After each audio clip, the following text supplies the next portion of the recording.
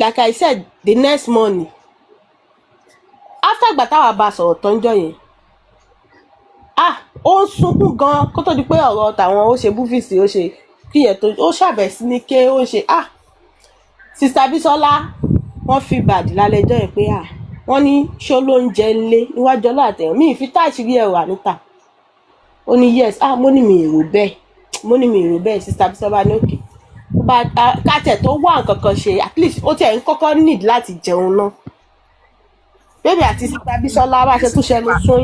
kí ló dé báwo ni sista Bísọ́lá ṣe jump sí ṣó ló ń jẹ lé. ẹ kìlọ̀ fún fearless o. no àárín yẹn ò yé wa náà ẹ kàn sọ pé pressure ẹ ní sùúrù fún mi tó bá débi tẹ́tù tí máa join ẹ ní sùúrù I understand what I'm doing, please trust me, okay? Shepti, let me start and then I will get to where each one of you is involved, but let me start. This is 12:30 UK time, so please ẹ jọ̀ọ́ nítorí Ọlọ́run ẹ máa get me tí má ti ń lọ ẹ máa get me. So I want to start dialing back to the very beginning. So I was away from the platform for I think it was like a week, and in between was when the royal thing and all that happened. So I think one of the days that I got back, we were all on the platform, and Pinky came with Pinky. She had Iyalode there on the platform, and she came in with Pinky and she said, and you guys, kiniko, kilo ṣẹlẹ̀ gan, Bolly B, Uncle Bolly B. She mentioned some people's name. I can't remember now. And Pinky came and did all that. I can't remember everything that she said, but you know, if it comes to me, I'll say it. So she did all that, of course, in support of Bolly B. And then I think that's when I started, catching up as to what had happened with Bolly B. You know, once or buy, kiniko, all that. Everybody has talked about it. So I'm just, mama brush, dear. So she called me, because sometimes when something happens on the platform, she'll call me and maybe one or two other people, and we'll talk about it. Okay, kilo fe sheba lo fe address it. Oh, mama law, sorry, platform.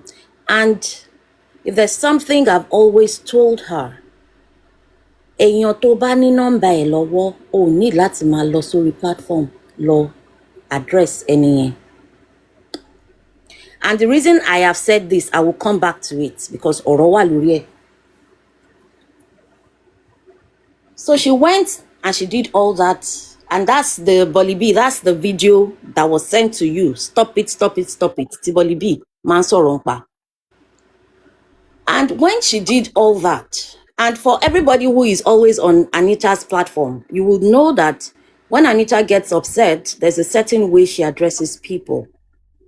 Ati mo fun wa pe okay, o da pe kini. A couple of people have come to be like, what's going on? Is there something going on? You know that Anita to change, because Anita, in all honesty, used to be very, very pleasant, and she used to be very, very accepting of people.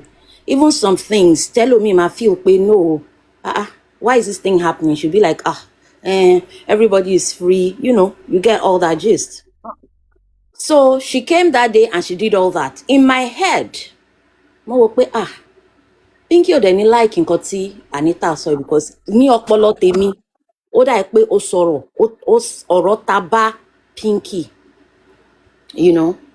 But that happened and she vented. Some people thought, let her talk, let her address it. You know, that's fine. That happened.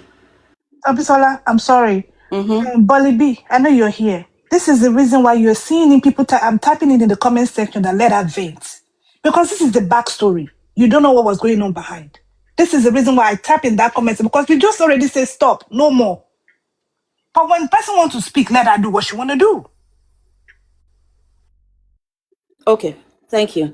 So she did that thing that she did that day. I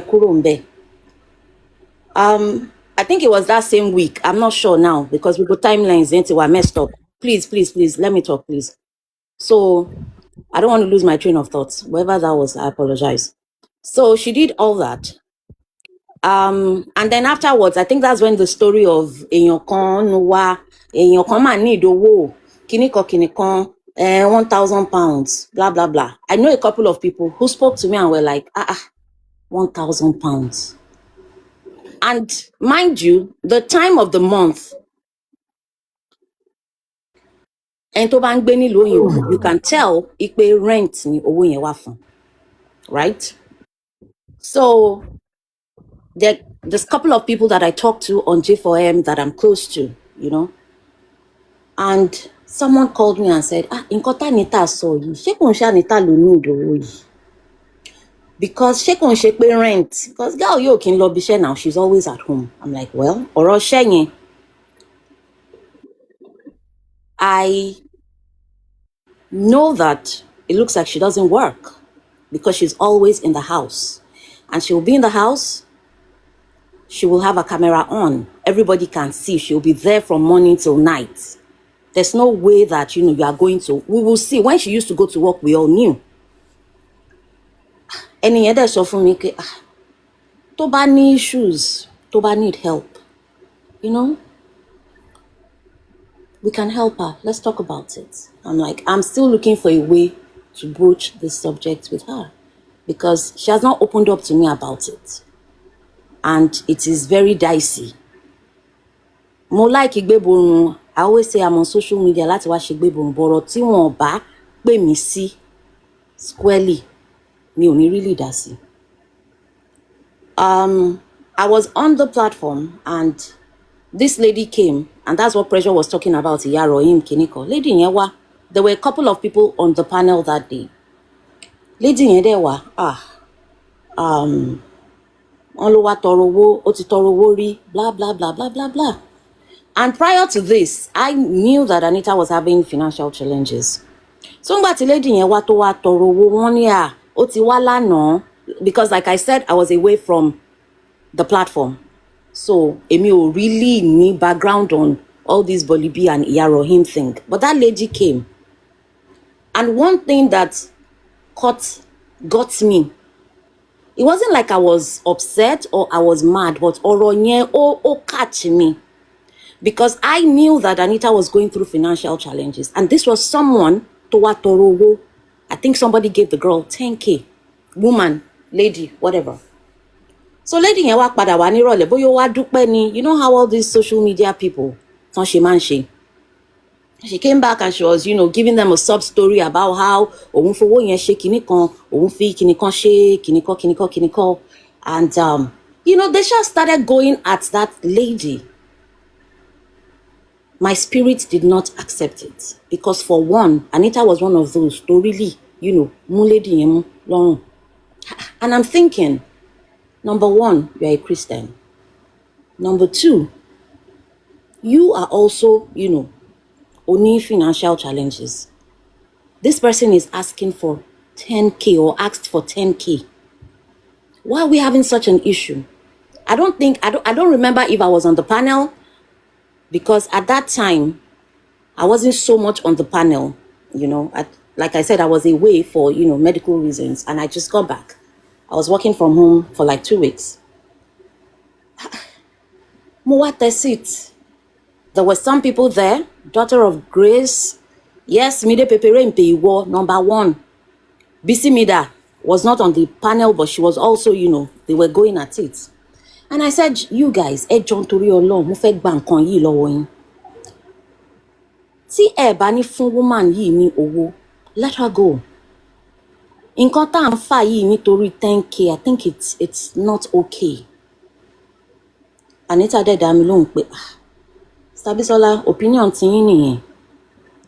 Other people are of the opinion that kan pester woman yẹn, kan find out nǹkan tó fi owó yẹn ṣe, nǹkan tó fowó ṣe, kọ́ ni nǹkan tó sọ fún wọn pé ó fẹ́ fowó ṣe, kọ́ ni ó fi owó ṣe. Mo ṣáà try láti, plead with them. I'm like, you cannot shame somebody tí kò ní owó lọ́wọ́. Èèyàn tó bá wá tọrọ owó lórí social media is either ẹni tí kò ní hope or ẹni tó ti sún kan ògiri. Let's not do this. They insisted. I excused myself. Kó má dẹ̀ dàbí pé mò ń bínú. So when I did that, Bisimida reached out to me, Sister Bisola, ṣé ń bínú ni? Mo ní mi ò bínú, spirit mi ò kọ lọ pẹ̀lú nǹkan tí ó ṣẹlẹ̀ yẹn. She didn't know why I said that. But I told her, mo ní mi ò bínú, but she kind of appealed to me in a way like, ẹ má ṣe bẹ́ẹ̀ yẹn, ẹ má lọ, kíníkan. I went back. Bóyá nírọ̀lẹ́, nígbà tí mo padà nírọ̀lẹ́, they were saying, this person, mo mọ̀ pé bínú ni, mi ò bínú, mi ò kí ń bínú bẹ́ẹ̀ yẹn. This person, she's a thief.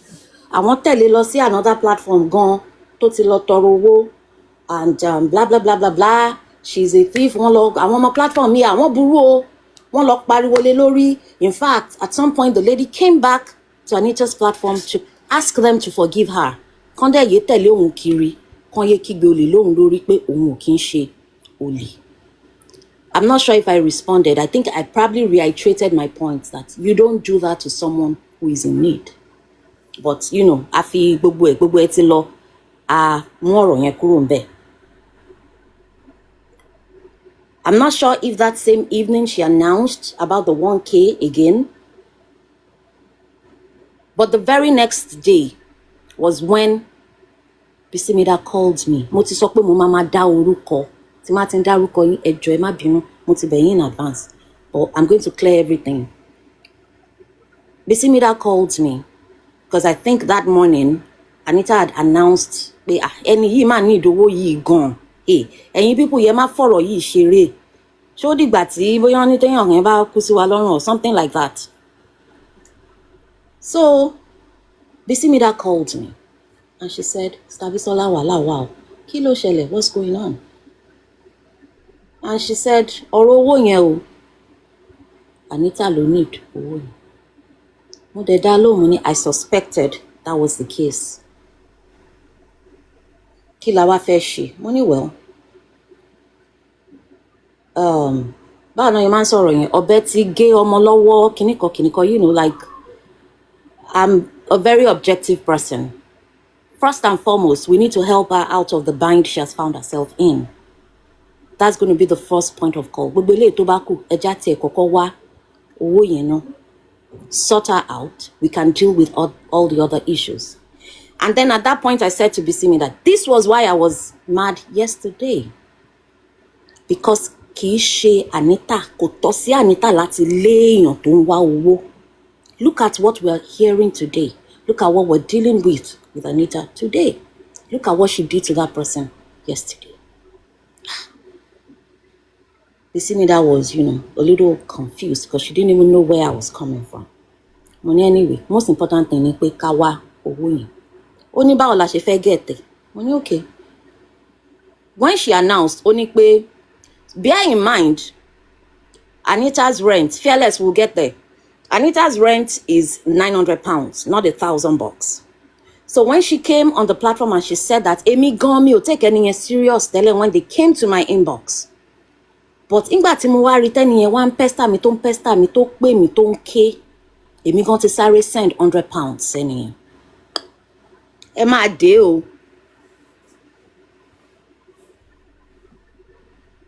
£900 ni rent ẹ. She said she bought food for the person. Okay. So I told Bisimida, ask her. She said some people had paid. We're going to have to fundraise this money, crowdfund. We'll talk to people. Bisimida ni ha. Money, yes. Are you going to come up with that kind of money by yourself? I'm going to call Pressure. I'm not sure at what point Timo add Pressure to recall me. Pressure did not like it. You all know she's a straightforward person. She's a say it as it is kind of person. Pressure kept on insisting. Báwo ọ̀rọ̀ yìí dàbí scam. Báwo l'Anita ṣe máa need owó tó máa sọ pé yàn kan need owó. Money Pressure. This is not the time for that. Right now, the most important thing is she needs help. Let's give her the help. We'll deal with every other issue afterwards. Pressure then. Okay, mo ti gbọ́. She expressed all the other concerns that she has talked about here. I'm not going to go back into it. Yes, Àṣàkẹ́. Mo wá sọ mo ní Bisimida ta la fẹ́ pè bí Anita àwọn wo ló ti dáwó ṣe bó sọ pé àwọn kan ti dáwó so that we don't go to them. Money, and importantly, tell Anita she cannot talk about this money again on the platform. Jẹ́ kó mọ̀ pé a máa bá raise owó yẹn, but kó má wá sórí platform kó wá sọ ọ̀rọ̀ yẹn mọ́.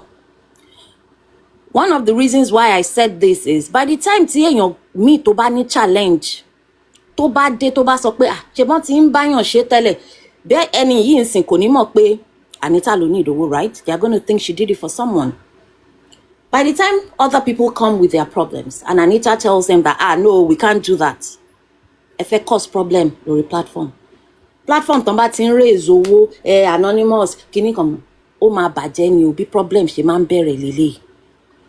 Bisimidadeni, okay, no problem. She told her, just hold on, stay, we'll do what we can. I've told so and so person. And then when I said, I will call Ashake, I mentioned some other people's name that don't want to be involved in drama. I will call Ashake. Bisimidani, ṣé mo mọ̀ pé Anita ní reservations nípa Ashake. Ẹ má jẹ́ ká pe Ashake o. Anita may not like it. And I said it. I talked to Ashake outside of here, outside of TikTok. I have a relationship with her. I don't know what is going on, but Ashake is not what, this is, but it's not issue for now. If you think Anita would not be comfortable, that's okay. I will not talk to her, but let's see what we can come up with. We started to rally round. Ọjọ́ tí à ń wá owó yìí ni Anita lọ ń ṣépè lọ́dọ̀ ṣé super vibes ni. Because pressure kept on saying it. What is this?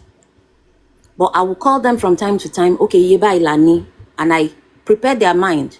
Iye tá bá ti raise, eléyìí tó bá kù, àwa la máa fara gbá o. Let's know this from the get-go. Let's see what we can come up with.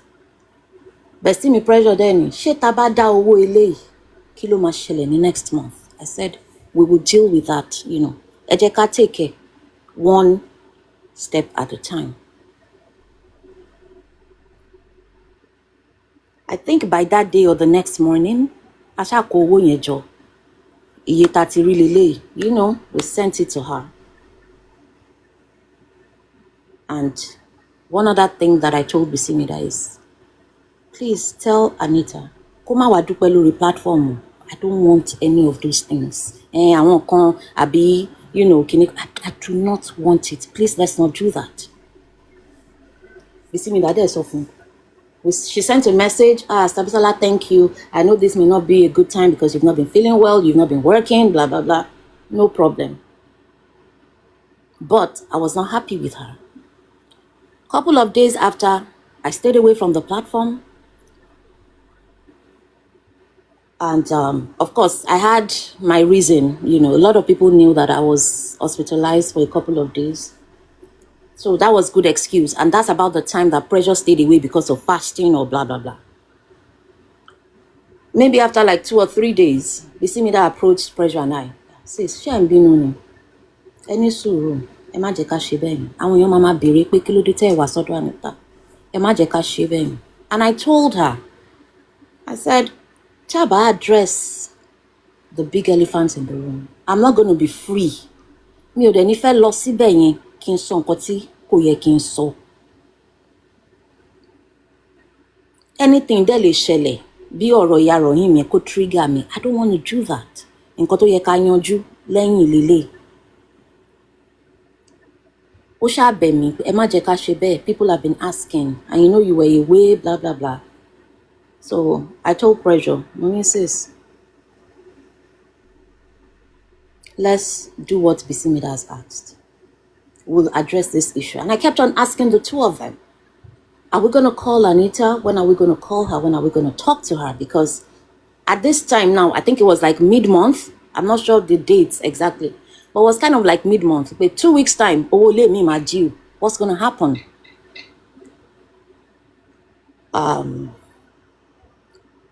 Inú gbogbo yẹn náà ni the DNA thing, all that. And that's why we were, we are taking a step back because we were not happy with her at the time. So gbogbo DNA yẹn bọ́n ṣe ń ṣe wọ́n tó ń ṣe kíníkan yẹn, we're just watching from afar. So when everything blew up in all of our faces, and gbogbo ọ̀rọ̀ yẹn ti ń di rọrùn bẹ́yẹn, I started to blame myself. Mo ní Bísí mi dà. Ká ní pé a ti pé ọmọ yìí ni, ó yá tá bá ti sọ àwọn ọ̀rọ̀ tó yẹ ká sọ. Gbogbo irú DNA tán lọ kó sí yìí, kó bá má ti ṣẹlẹ̀ báyìí. You know, because we'll be dealing with a bigger issue. Gbogbo nǹkan tán lọ ń ṣe yìí kò ní ṣẹlẹ̀. Bísí mi dà dẹ́ ni sis. Kì í ṣe pé mi ò fẹ́ ká bá sọ̀rọ̀. Because at this time, Bísí mi dà was the one communicating with her. Kó má dàbẹ́ ní pé à ń fọwọ́ lálẹ̀ fún torí pa bá wa owó. That made total sense. Àṣà ni sọ pé torí a help èèyàn aṣọre fún ká jókòó tì. No problem. So gbogbo bá ṣe ń pe DNA kíní kan Bísí mi dà, what is your sister doing? What is all this? At this time, mi dé gbẹgbẹgbẹgbẹ ìṣàngún mi dé. Mo ní Bísí mi dà. Anita ti fẹjọ́ báyé mi dé jẹ́. Mi dé ò dẹ̀ ní maturity láti gbé gbogbo àwọn ọ̀rọ̀ yìí. So when they started listening to, I think Pinky came on, Paita is out, they want to address us, blah, blah, blah. They started listening to that thing. I wasn't even there on the platform. I think I went on Timmy's. Before they were making that DNA call, yes, Bísí mi dà texted her. Mo dẹ̀ gbọ́ tó sọ like I care. Kíní tẹ̀ ń ṣe yìí ó máa lẹ́yìn o. Ó sọ like I care. Along the line níbẹ̀ yẹn náà, Mide pè mí ká ta ló wà ní US, ta ló máa bá wa pé DNA center, and Mide mentioned my name and I was almost going crazy. Mide, ṣé ti máa ń ṣe wọ́nranwọ̀nran rí tẹ́ bá mi níbẹ̀? DNA mi kò sọnù o. Wọn ò béèrè DNA lọ́wọ́ mi o. Wọn ò béèrè pé bó mo ti gbọ́mọ wá. I have no business with all of this. Ẹ jọ̀ọ́ nítorí Ọlọ́run, ẹ má pè mí sí. Àṣàkẹ́ ní pé Bísọ́lá, you are savage. Kíníkan. Along the line, a lot of you will have seen that maybe we dragged, domesticated, àbí, Bukky. Bukky came up. Ẹni tó bá sọ pé ká má pe DNA center yẹn, kan kó ṣì lọ, kan ṣe blah blah blah, blah blah blah blah. Okay. You all keep at it. I will not be a party to this madness. Because I know for a fact, there's ongoing, I'll call it bóyá rancor, whatever. Láàrin òun àti Anita's platform and Timmy's platform. And a lot of times when conversations are being had, like Precious said, it's being misunderstood on the other side. Wọ́n ní pé ó sọ pé kinní kan, wọ́n ní pé kinní kan, wọ́n náà throw shade, wọ́n náà throw sub, wọ́n náà ṣe kinní kan. Yes, maybe some of those things will sound like shades, subs, whatever. But in all honesty, kò really rí bẹ́ẹ̀ yẹn. I will go to visiting now. When she had issues with visiting, someone had called and they put me on a call. Wọ́n ní pé visiting sọ bye. Visiting sọ pé Paita, kíníkan, Paita should warn Anita. Visiting, I think she has explained why she said that. I just want you all to be connecting the dots. Kelly Mokbe. This has nothing to do with Timmy. And she called me that morning. I remember it was about 7 a.m. I was getting ready for work. Only Anita, only number visiting. Why do you want to go talk about it on the platform? No, visiting, orí ọ̀dọ̀ àwọn Timmy náà ti sọ kílé visiting ò ṣe pè mí kíníkan. Wọn kì í ṣe nǹkan báyìí o. Except this host thing that you are doing. Ò fẹ́ kó lọ fà. Only because eléyìí iṣẹ́ kíníkan, àwọn tó ní nọ́mbà wọn, you will come on the platform, you come and talk. It's not even about that person in particular. Àwọn tó ń gbọ́ ẹ tí kò tí sún mọ́ ẹ, they are going to see you a certain type of way. Tí kò dẹ̀ wá okay. Only no, I'm going to address it. If she said it out, I'm going to... Okay, go ahead. I'm going somewhere with these conversations about addressing things on the platform. She went, she said what she, had to say, blah, blah, blah, blah, blah, blah. And visitors stopped coming on her platform. And once in a while, she will pop in, pop out. We always see her going and out, going and out. And then the Damola issue happened. Nígbà tí ọ̀rọ̀ Damola yẹn ṣẹlẹ̀, and they started to talk about it. Wọ́n náà fẹ́ dáwó, wọ́n náà fẹ́ ṣe kinní kan. Kí ló dé tán fẹ́ dáwó fún Damola? Ṣé kò ní rí bákan? Wọ́n ní wọ́n kàn wò pé wọ́n fẹ́ help ẹ̀. Some people on Facebook, I think visiting Ọmọládélèmi kinní kan. Kí ni stance Temi lórí ọ̀rọ̀ yìí? Wọ́n ní it looks like Temi doesn't want to come out and say that, they should do it, but, she feels like wọ́n cheat ẹ̀, blah, blah, blah. She's not announcing it, but, low-key, she's in support of it. Okay. They started to talk about it on the platform, and people like Mide, Bolibi were saying that tó bá tiẹ̀ jẹ́ nítorí Yomi gangan, àwọn fẹ́ dáwó, kìnìkan. Couple of people were against it. And, they started having this conversation back and forth. Every time. Sorry, Mama Kbebe, because you are a big part of all of this. So, they started to talk about it. And there's something that I do. I don't know if some people have noticed it. A certain direction. If I know that to a large extent, it's the other way on Temi's platform. Mama Dawo Pada. Bolibi.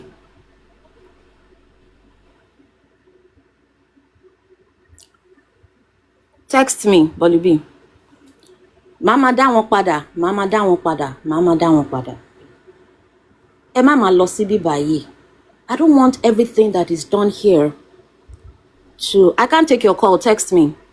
I don't want everything that you guys do. Koda Benikwe. One... Hold on.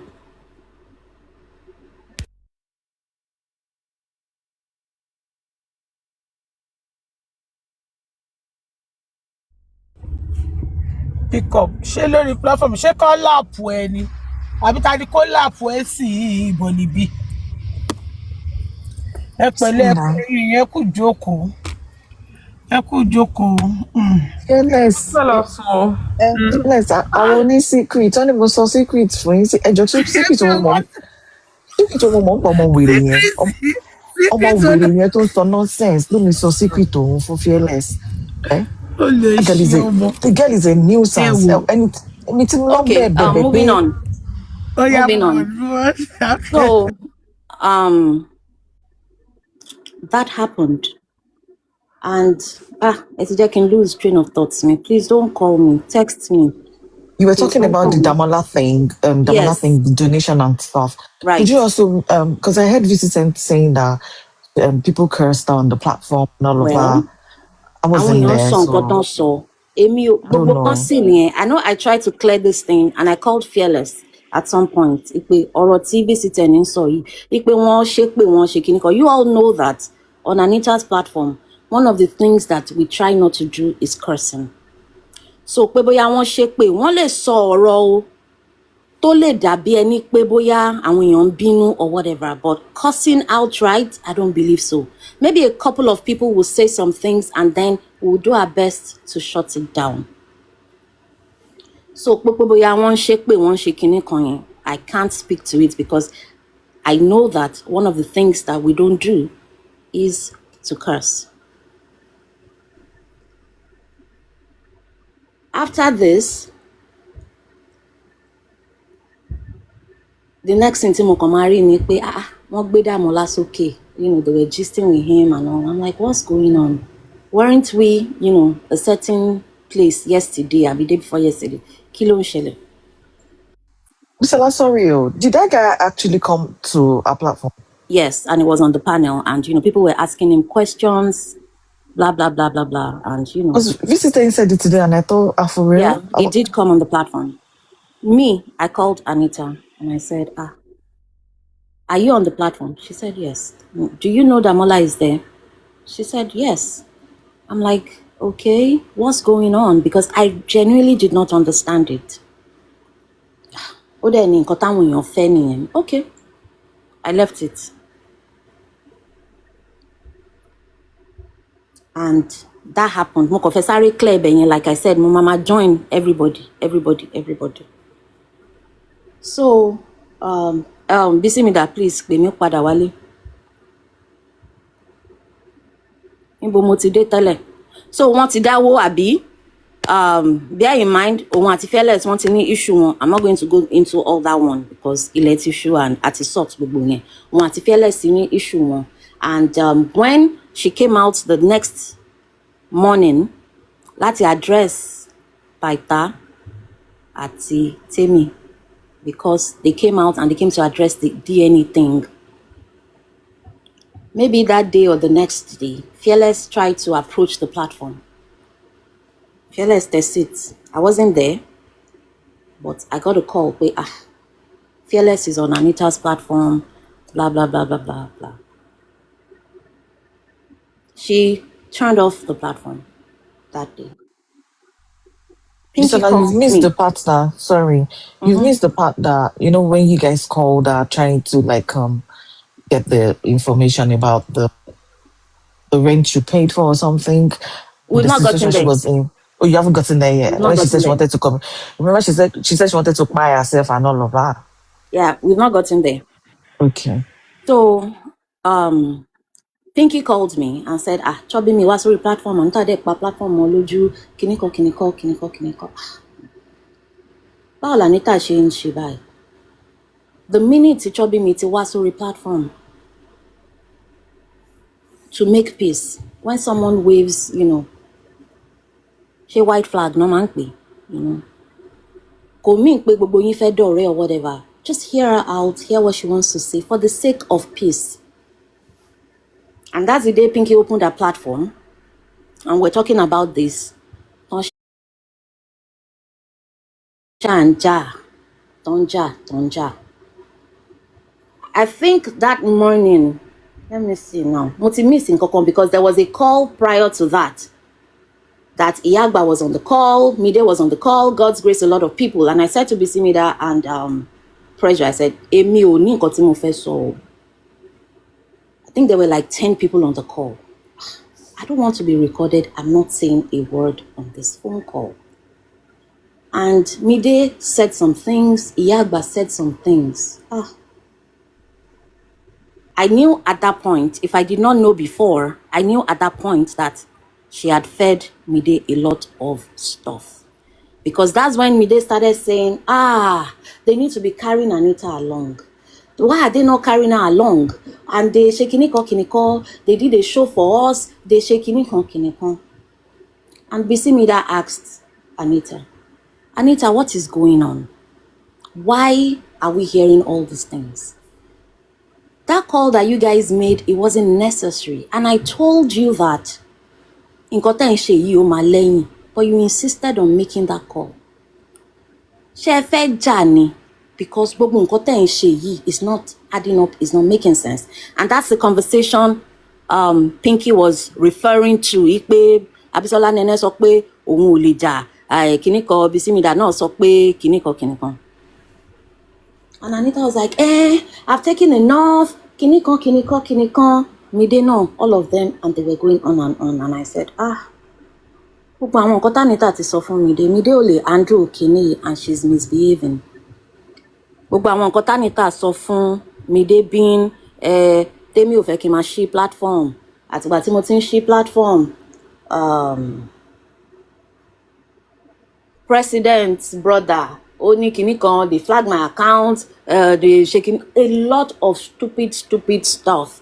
Temi had told Candy to stop streaming on my platform, you know, a whole lot of stuff. And one of the biggest ones, when they arrested Shamsodium, and that's why Kiloruko Gai, Dawa, went to debunk that thing.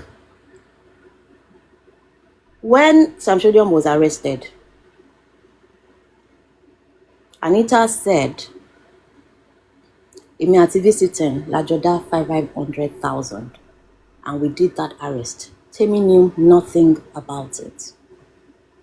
And Temi took má bínú mo máa pariwo lórí eléyìí. and Temi took all the credit for that arrest. So when that thing happened, and on Anita's platform, nígbà tọ́rọ̀ yẹn ṣẹlẹ̀, they Samsola, sorry, let me have this to that Samsodium thing. She said when Temi took all the glory, she was telling me, she told me, I don't know if you were on that call. She told me that. I'm like, that shouldn't be, because you are visited to be, the whole thing, you pay, you do all that, you put the petition together and all. She said, in fact, that class will keep from Temi. Why would she do something like that? right. Why would she take all the glory and not involving Anita's For name? the first time, Dawa wojú Temi, ó bínú sí Temi gan o. Wọ́n ṣe ń try láti parí ìjà yẹn. Mo ní irú kí leléyìí. Anita, ṣó máa gbọ́ Temi, jọ má sọ nǹkan kan o. Leave this matter. If you remember that, mo ń tẹnumọ́ àwọn nǹkan kan nígbà tí mo ti bẹ̀rẹ̀ pé, Anita, don't go and address this on the platform. Don't go and address this on the platform. This was the only time she listened to me and she did not address it on the platform.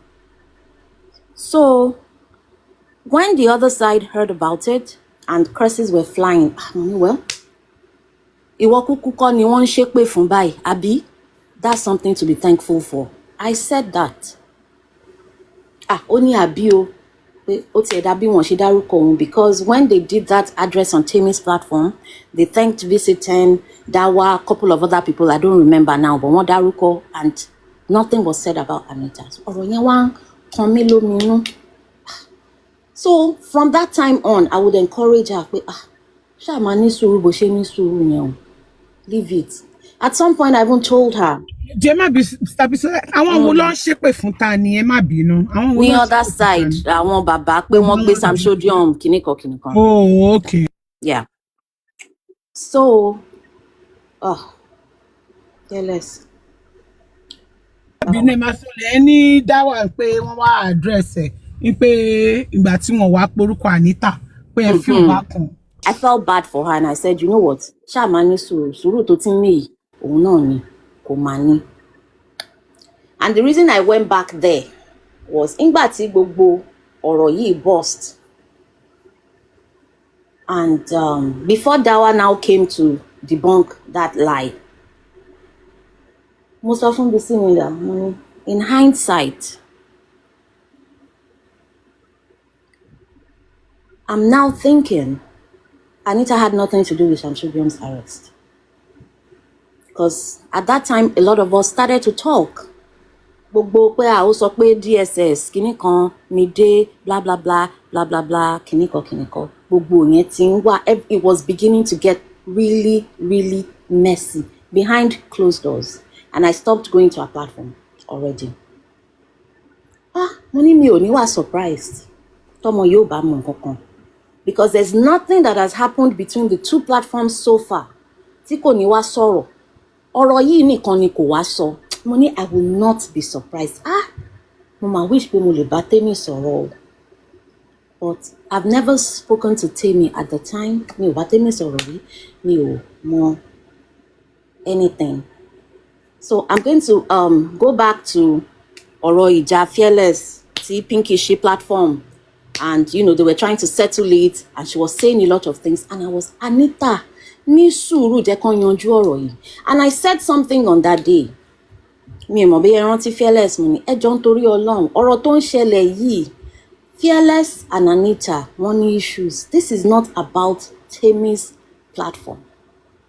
This is not about platforms, because Mide sent a voice note that day, and in that voice note ni Mide náà tún ti ń sọ pé they need to carry Anita along. They should be carrying Anita along. They should be carrying Anita along.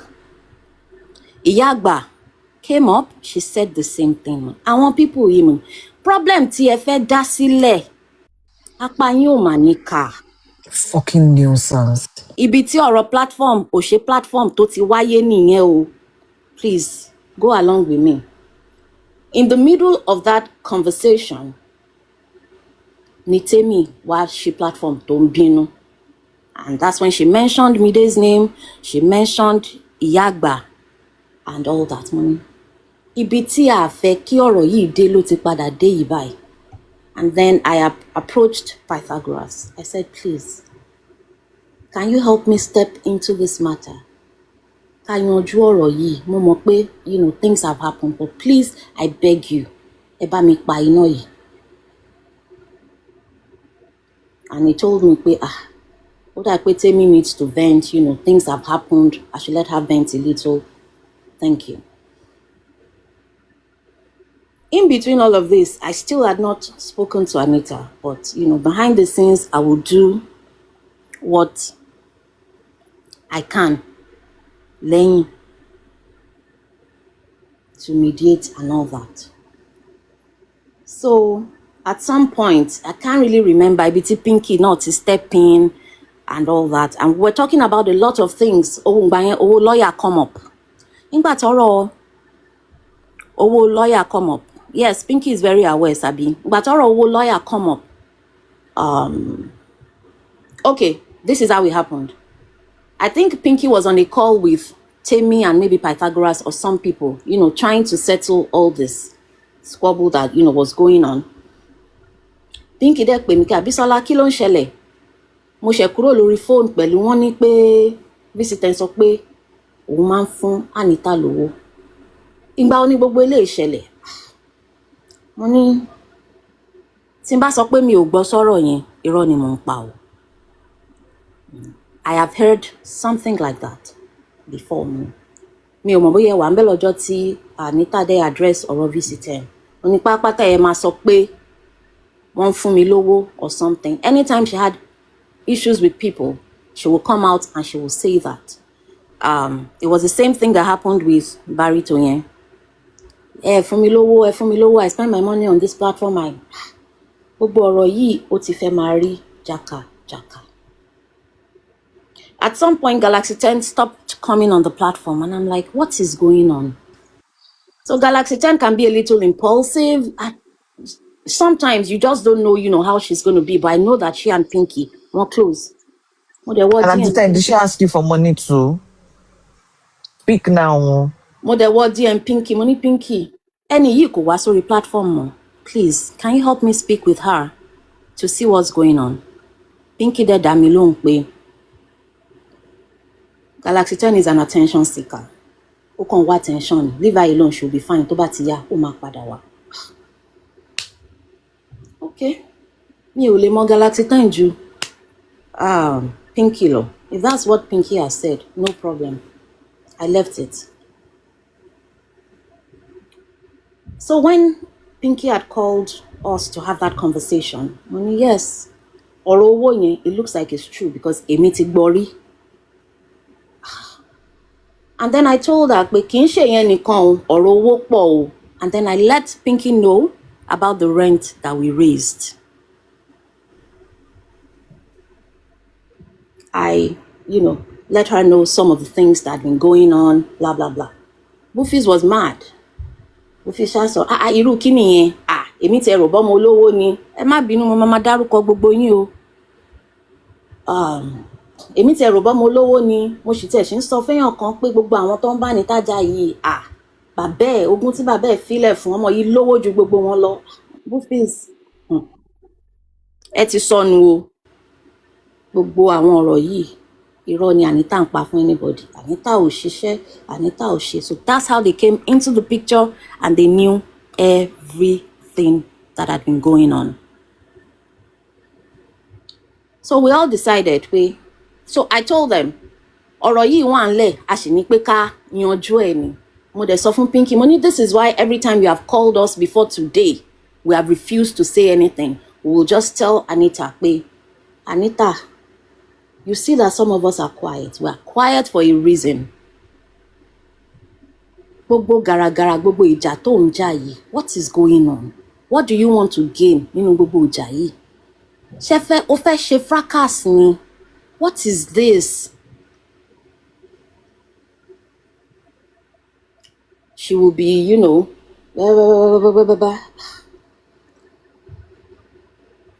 Pinky added her to the call that day. Anita, ohun pẹ̀lẹ́ náà ni o. Anita, kí ló ń ṣẹlẹ̀? Visiting. wọ́n sọ pé bye bye bye bye bye bye. And that's the conversation God's Heritage was referring to. Anita ò mà jẹ́ ká rí ọ̀rọ̀ yìí sọ. Tí visitor ń bá fún mi lówó rí, tí kìnnìkan, all of us on that call a lè sọ̀rọ̀, ṣe la dákẹ́. Ọ̀rọ̀ yìí mà ti ń di nǹkan míì mọ́ wa lọ́wọ́ báyìí. Wàhálà leléyìí o. And I've always, been telling them, if we're not careful, gbogbo nǹkan tó ń ṣẹlẹ̀ yìí is going to land in a big mess. And Bisimida will be like, Sister Bisola Ede ti sọ ọmọ, hey, ibi tá à ń lọ yìí, èmi ò jà o. Gbogbo nǹkan tó wà ńlẹ̀ lọ́wọ́lọ́wọ́ tá à ń wò yìí, Anita jẹ̀bi tèmi, èmi ò ní jàjà ẹ̀bi o. Mi ò ní jàjà ẹ̀bi. Somewhere along the line, Niboli B to drag Anita and Mide's issue came up and all that. And it looked like Anita and Mide at that point want to kind of separate. And then Mide started to come back to herself.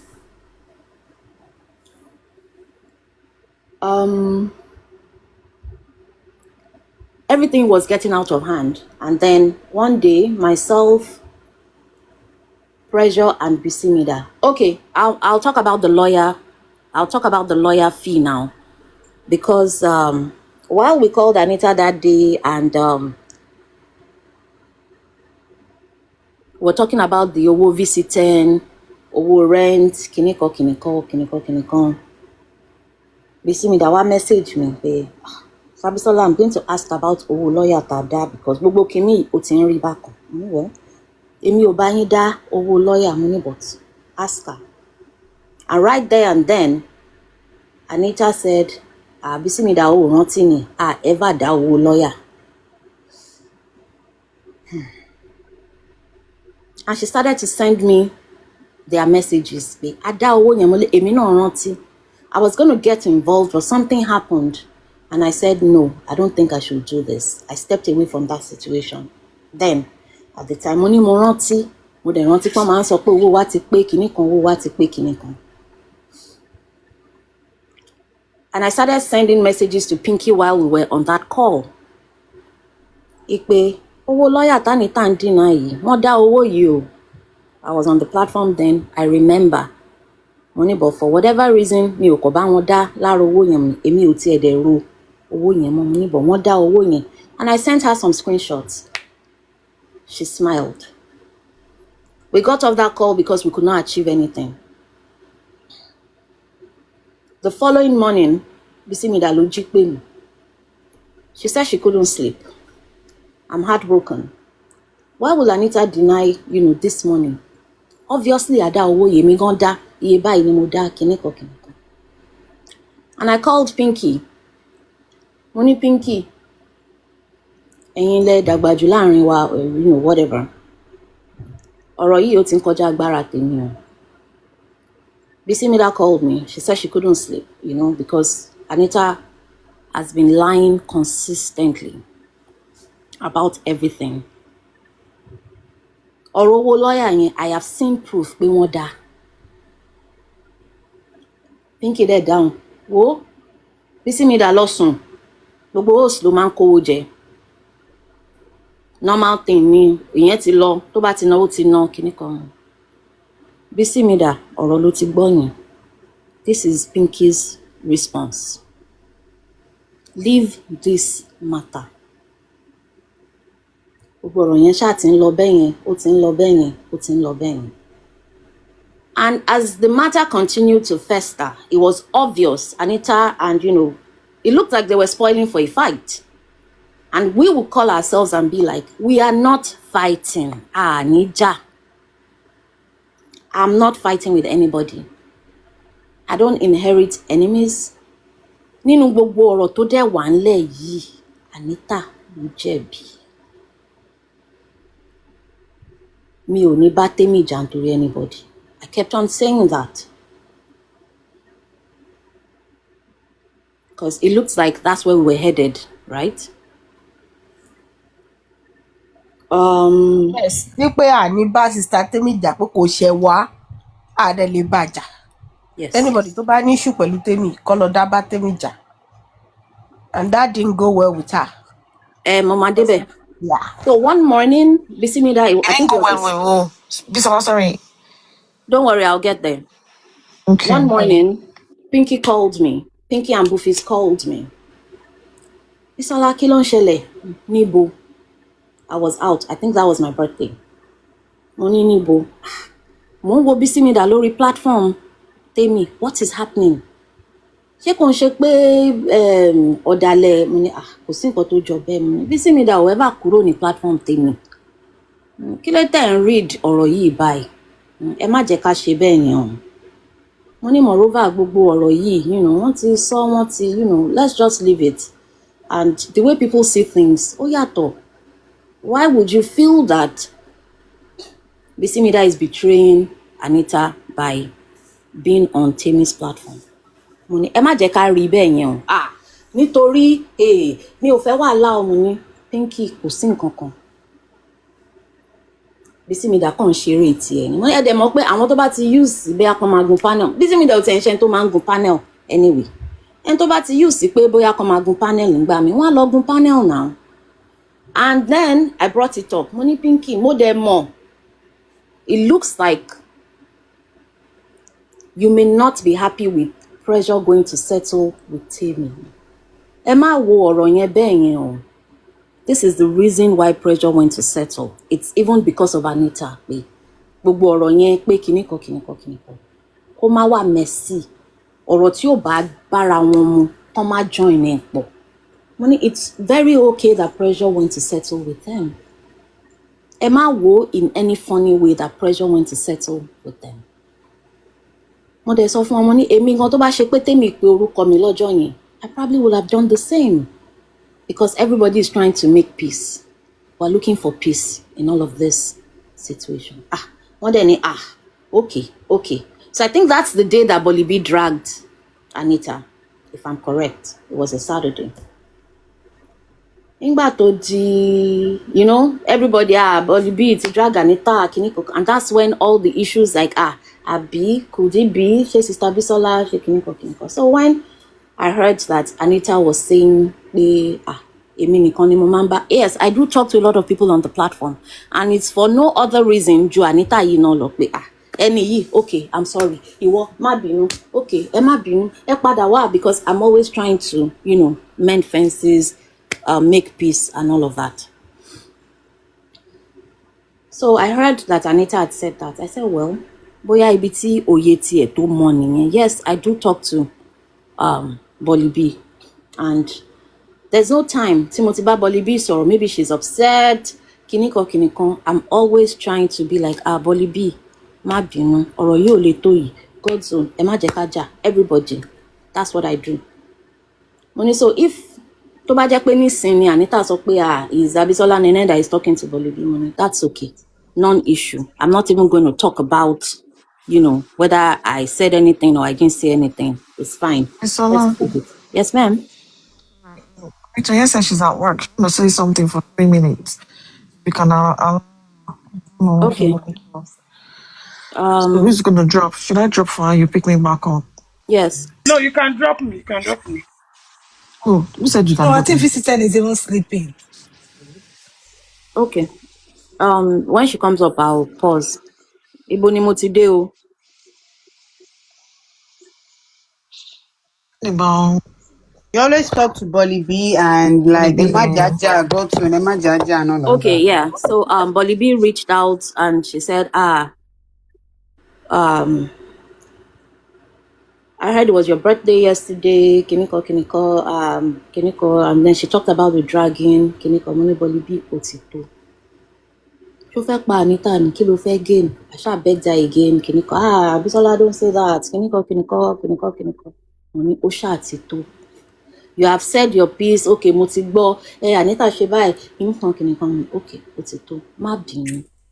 Let's the matter. Yes, okay, go on, Barry. Hello, everyone. Yeah, I just want to say a little bit I know about the money. Nígbà tí ọ̀rọ̀ owó lọ́ọ̀yà yìí ṣẹlẹ̀, nígbà tí a wà lórí platform you know we're just trying to encourage her pé you too maybe on your own platform maybe we should gather some money. I don't know, something happened that very day. That's why we talk about that issue. Ipe, let's gather money together, then let's give it to lawyer Kabir. I'm so sorry I have to mention the lawyer's name.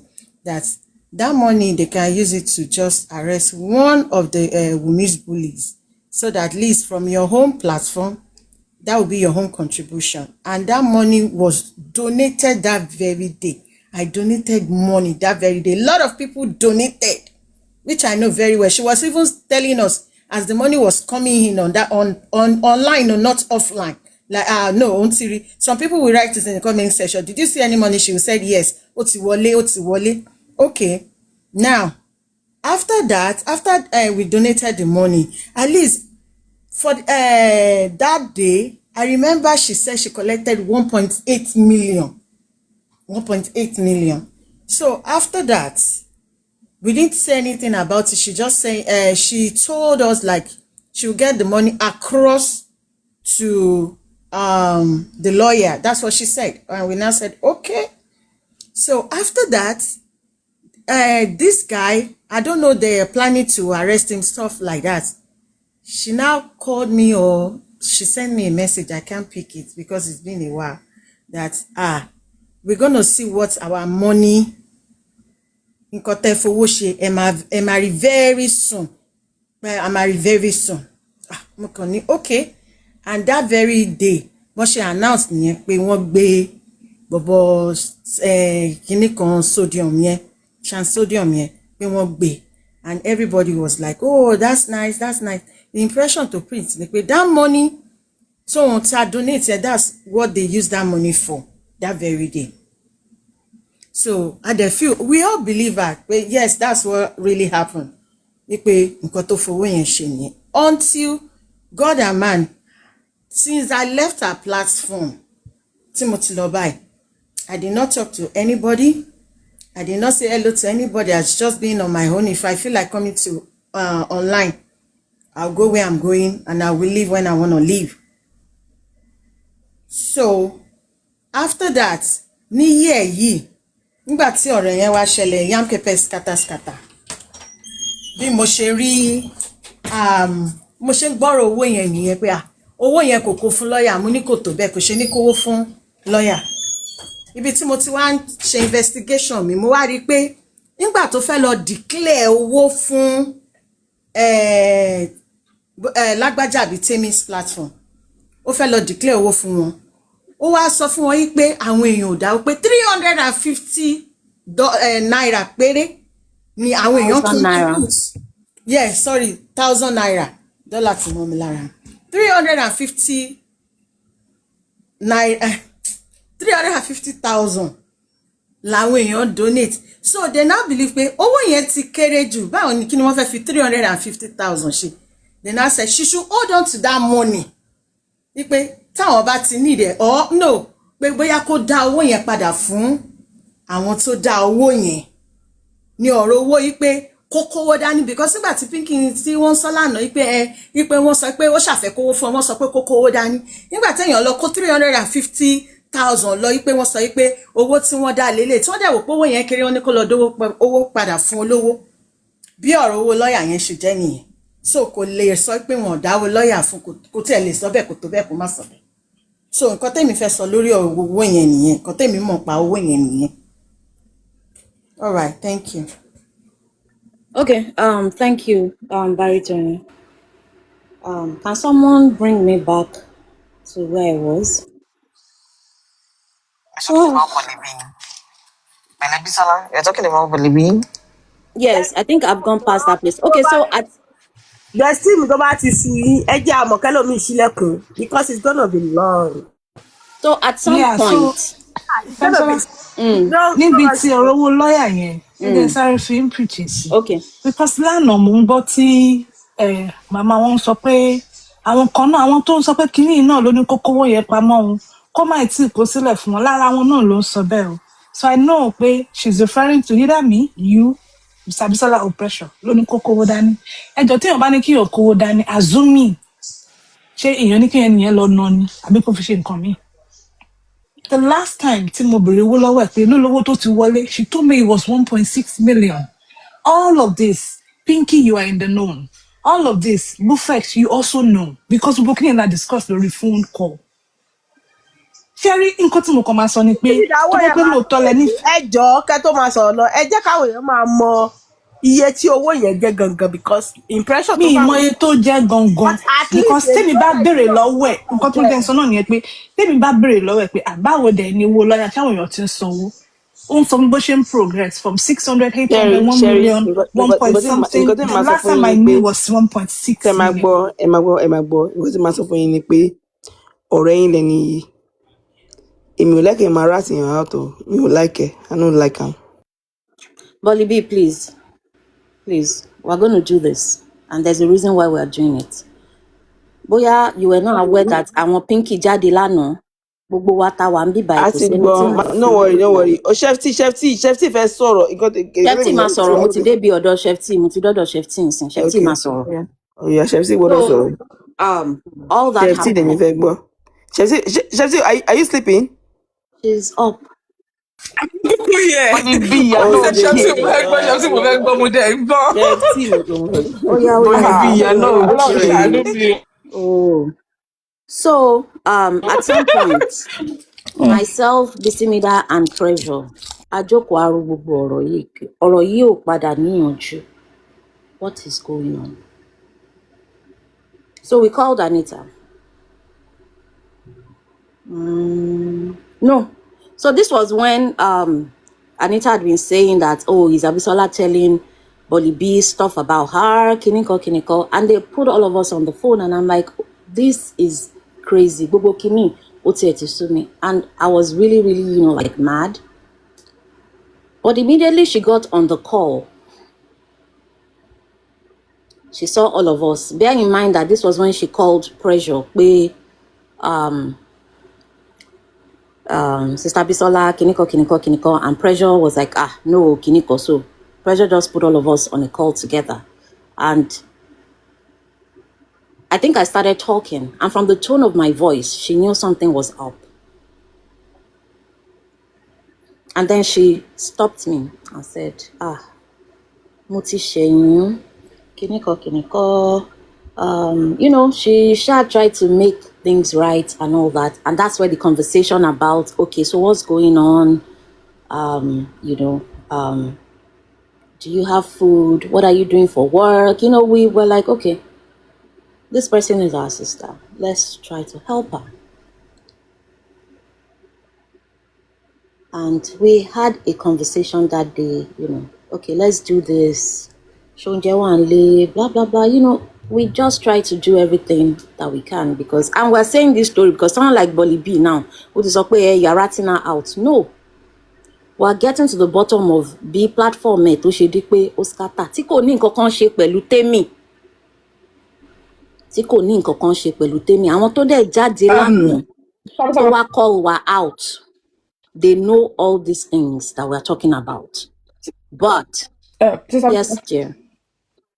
Sorry. You know why I'm saying that? You know why It's okay. We're happy to be bad people. We're glad to be bad people. They've already made us out to be bad. Yes, Chef. No. I'm not saying you guys are bad. I'm not saying that. Okay. That's not what I'm saying. No. Okay. But the reason why I'm saying ratting is black. You live in America now. You know what's up. Like you know what I'm saying. Bisola, but she's just taking the piece. She's taking the mick out of all of this thing. You know how Bolly B cracks her jokes. FT, what were you No, gonna it's say? not about jokes. FT, yeah, please go on. No. Wait now. Ẹni sùúrù. Nǹkan tí mo sọ ni pé mi ò sọ pé nǹkan tó ń sọ ò make sense o or nǹkan tó ń sọ kò right o nǹkan tí mo sọ kọ́ nìyẹn o nǹkan tí mo sọ ni pé ẹ ti jọ ṣọ̀rẹ́ rí. Yes. So ọ̀rẹ́ nǹkan tó wá ń sọ yìí to me èmi ò like ẹ. I understand that, but it is needed. When they were saying that yesterday, did you like it? Body B, please. And I understand that, No, and I don't have any problem with it. Body B, don't do that. Chef T, please go on. No, don't do that, Body B. Okay, so sorry, excuse me, guys. Please, can I just quickly comment? So I know you've not Ẹni mentioned. sùúrù mi ò ní pé kí èpè má pa Anita. nǹkan tí mò ń sọ kọ́ ẹ wo bẹ́ẹ̀ ń sáré gbogbo yín ṣe ń rojọ́ barbarians talk in thousands ṣé ti gbóyin. Bolivia, are you okay? Like seriously, are you okay? bí má máa ṣe gbogbo eléyìí náà báwo ló ṣe ń ṣe báyìí. Kí ló dé? Why are you acting like this? Sorry, please, can we just... So I know you've not mentioned my name, but I would like to quickly slot myself into Wait, that Chef part. T, give me 5 minutes. I'm getting to you right now. Give me 5 minutes. Okay. Yes, 5 minutes. Okay, or do you want me to just quickly mention the point where you called me if I could get... I know, but I'm... Chef T, give her 5 minutes, please, Chef T. Okay, that's fine. Thank you. So when all that happened, on that day, we all, tried to reconcile and all that. And we said to her, and, she was trying to talk about all this TikTok stuff. And I said, you know what? I don't think this is what is important right now. Let's deal with all of the issues that are going on. Tabati fix it, taba deal pẹ̀lú ẹ̀. You'll come back to TikTok, you'll do what you need to do, and all that. And we had that conversation. And then afterwards, I reached out to a couple of people. Ejo, we have this, problem, blah, blah, blah, Chef T, Ashake, amongst others. Ejeka Shibai. And in that conversation, ni Anita ti wá jẹ́ ká wá mọ̀ pé, Mide gan ti pé òun, Mide ti jágbe mọ́ òun, Mide pariwo mọ́ òun, kìnìkan. Well, it's normal. Mide help any, whatever it is right now. Just, leave Mide alone and all that.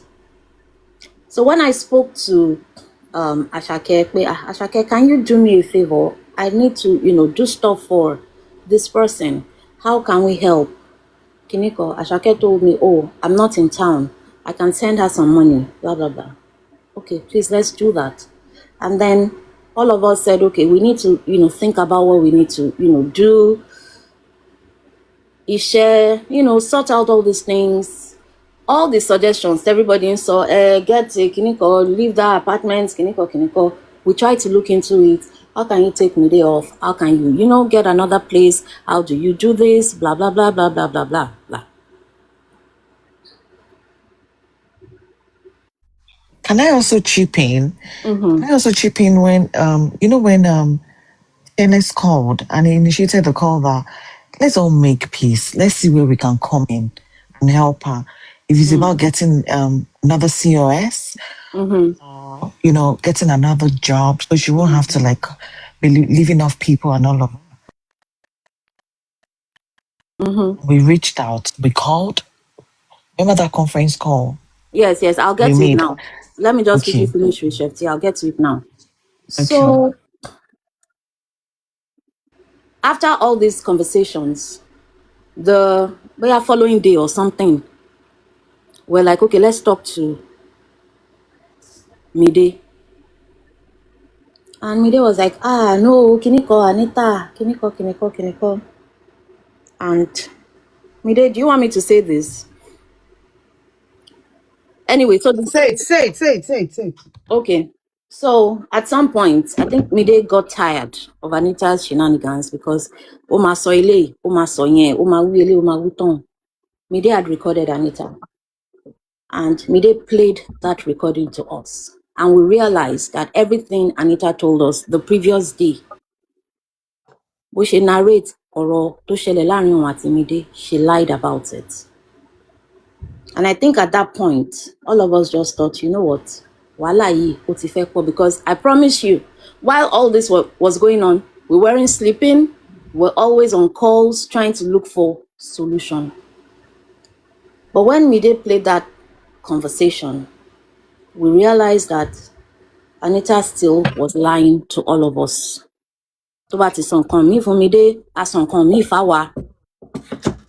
And I think at that point, it was just enough for every one of us.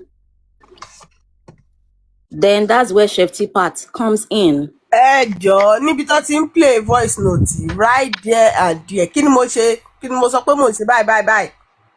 Yeah. ẹ sọ́kọ́ gbọ́. Very sure. I think that's the point where Then let, na let block me see, let me follow see. or something like that. Báyìí mo dẹ̀ ṣáṣí blocking lẹ́sẹ̀kẹsẹ̀. Yeah. Mo So dẹ̀ that's the sọ pé point anything where tó bá ní ṣe pẹ̀lú Anita ẹ má pè mí sí mo mi fẹ́ gbọ́ mọ́. that's where pressure blocked Anita. And I think I don't know if it was that same day or the following day, Chef T calls me, puts me on a call with Anita. Anita. Can I quickly come in there? Yes, go on. Okay, so for me, I'll just quickly wrap it up. I've not really been on Justice for Mobad. I don't really understand what, a lot of things. She calls and she tells me stuff, and that's where it ends because I'm not into it anymore. And so she called that day, and I'd been hearing a few things, how the lies have been going on and all. So when she called, she said, "Oh, do you want me to die like this and that?" And she started to talk. She spoke about Mide, spoke about Shake, spoke about BC Mida, spoke about Abisola. She. And I was just like, oh, so you're not even seeing all the things that you did wrong. You are trying to just pin things on people. I heard the guarantor thing from her. She said, "Oh, what's her name? Mide said that you told somebody you did this." She just kept on looking for ways to know what somebody has told somebody, what somebody has not told somebody. She said, "Our job thing." They said she doesn't have a job. Definitely, it was Ashake that told people. She just kept going on and on. Plastic phone, baby, and wherever she is, gonna wrap plastic phone. Chef T, No. Chef T, Let's wait. not do I mean, this. I'm telling. No, I'm gonna say that right now. Please let me vent right now, please, because how would that she doesn't have a job? I don't. Whoa, tell people she doesn't. Tell who? Is she mad? I don't No, see, understand. I'm not saying. See, let me tell you something. Anita calls Jigget. She says a lot, and I'm not going to come here and start saying, "Oh, she said this about Tammy." She said Jigget. I'm not going to go that route. I am saying this because this is quite significant, to what we are talking about. You get not like So let me just go on. So she said all these things, and she kept hammering on Abisola Nene. Abisola Nene is the one that is telling Bolly B this and da. And the next thing is, I hung up. And I called Abisola Nene. I said, "Abisola Nene, please, can I put you on a call with Anita? Because I need to repeat everything Anita said in your presence so that you guys can sort things out right here. I'm not going to do this back and forth. We need to, because, in the past, she says a whole lot of things. She plays this game and she makes people look like the bad person, the bad people, sorry. The same thing she did on MFM. She spoke on MFM's platform, said everything about the secret of her parents, about her childhood, about the husband, about everything. And she allowed people to drag me, saying that, oh, it was Chef T that told MFM. Meanwhile, you used your mouth to say, but you like to manipulate. So I was like, no, you're not going to manipulate me anymore. I'm going to put Abisola Nene on the call. I'm going to say everything you said, and we're going to trash it out. You can take it off from there. Abisola. Okay, can I come in? Do you want me to? Can I speak? Bisa, do you want to continue? Go ahead. I'm tired. Go ahead. Yeah, Bisa, I'll have a drink because I don't understand where this is coming from.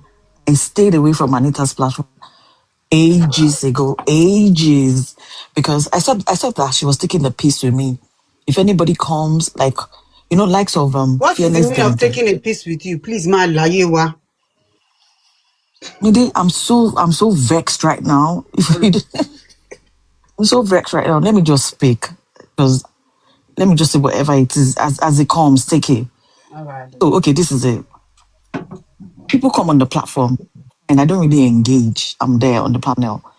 This is this mad person that will persuade me to come on a fucking panel, to come stay there. I'll say one or two things and I'll keep quiet. I don't just open my mouth and talk. Please, I don't do such things. If I have to speak, I'll speak. If I don't have anything to say, I'll keep quiet. I'll come on, I'll stay there. You persuade me to come on your stupid panel, and I'm there. Next thing, you just drop me pume. Next thing, you just drop me. And I thought, you know what? Fuck off your fucking platform. And I decided to stay away. But I was not even I wasn't vexed. To be honest, I was not vexed. I just thought, it's fucking TikTok. I don't fucking care. But the day she did it, I was pissed off because I was going to say something to Fearless that day. It was myself and Fearless and Bisola that were talking. I was going to unmute myself to say something and she just dropped it and I thought, a forge. I typed in the comment section that, did you drop me? Kilo day, you drop me. She now said, I'll bring you back up. I just want some, give me one flimsy excuse. And the next thing she was saying that she sent me because I thought, fuck off. I left. I went to Temi's platform. I've been going to Temi's platform since. All that rubbish that she's been chatting that I saw Ashake on Temi's platform. Ashake, are you mad? So you're going to tell me where to go? I go to Jigon. I go to stupid people's places to just have a laugh. I'm not going to stay on your platform when you're chatting shit. Like when they said Damola came, I wasn't there. A lot of these things I'm not aware. I'm not. But when you guys are talking about sensible things, I'll come and we engage. But when you're chatting rubbish, I will move. I've got kids. I've got grown-up kids. So I'm not going to stay there and be doing stupid things with what you do there, chatting rubbish. I'm not going to be part of it. So I left. But the thing is, my account is private. I think she mentioned it that when I'm there, oh Jabo, Bisola is always asking after me, where's Ashake? Where's Ashake? So them days, one of them days I was there. She didn't know I was there. She was saying, get the law. Get the law. That she dropped me on something stupid like that. And I thought, are you dumb? I just smiled that I'm here, I can hear you. But I wasn't even vexed because this stupid ass, she came to my house, I still welcomed her open arms. I went to her house. I told her, I said, what you suffer more with the I said I was going to Nigeria, So, I took this girl like a sister, fucking bastard. And you're going behind me to chat shit about me. Oh, sorry now, more fucking way now. Mo fẹ́ sọ pé mi sọ pé ò níṣẹ́ ṣó yá wèrè ni employer ni mi nàbọ́ sọ fẹ́ pé mo ń recruit mo ṣiṣẹ́ ní HR. When you told me about your job thingy, I sent you the stupid job thingy at my workplace. I sent you, go and apply. You told me you studied law. I sent you, there was a position, paralegal and all over. I sent it to you. I was even like, this one is band 6. I sent her band 4 roles and all over. And I told her, I said, ma wo band yen, wo NHS. The main thing is wo NHS. Wale, you're in the system. You will grow, if you're smart. Giving you all the ropes, thinking, smart girl, you sound intelligent. I didn't know you were a dumb fucking bitch. Anita, what's mad? Mommy, if I saw man.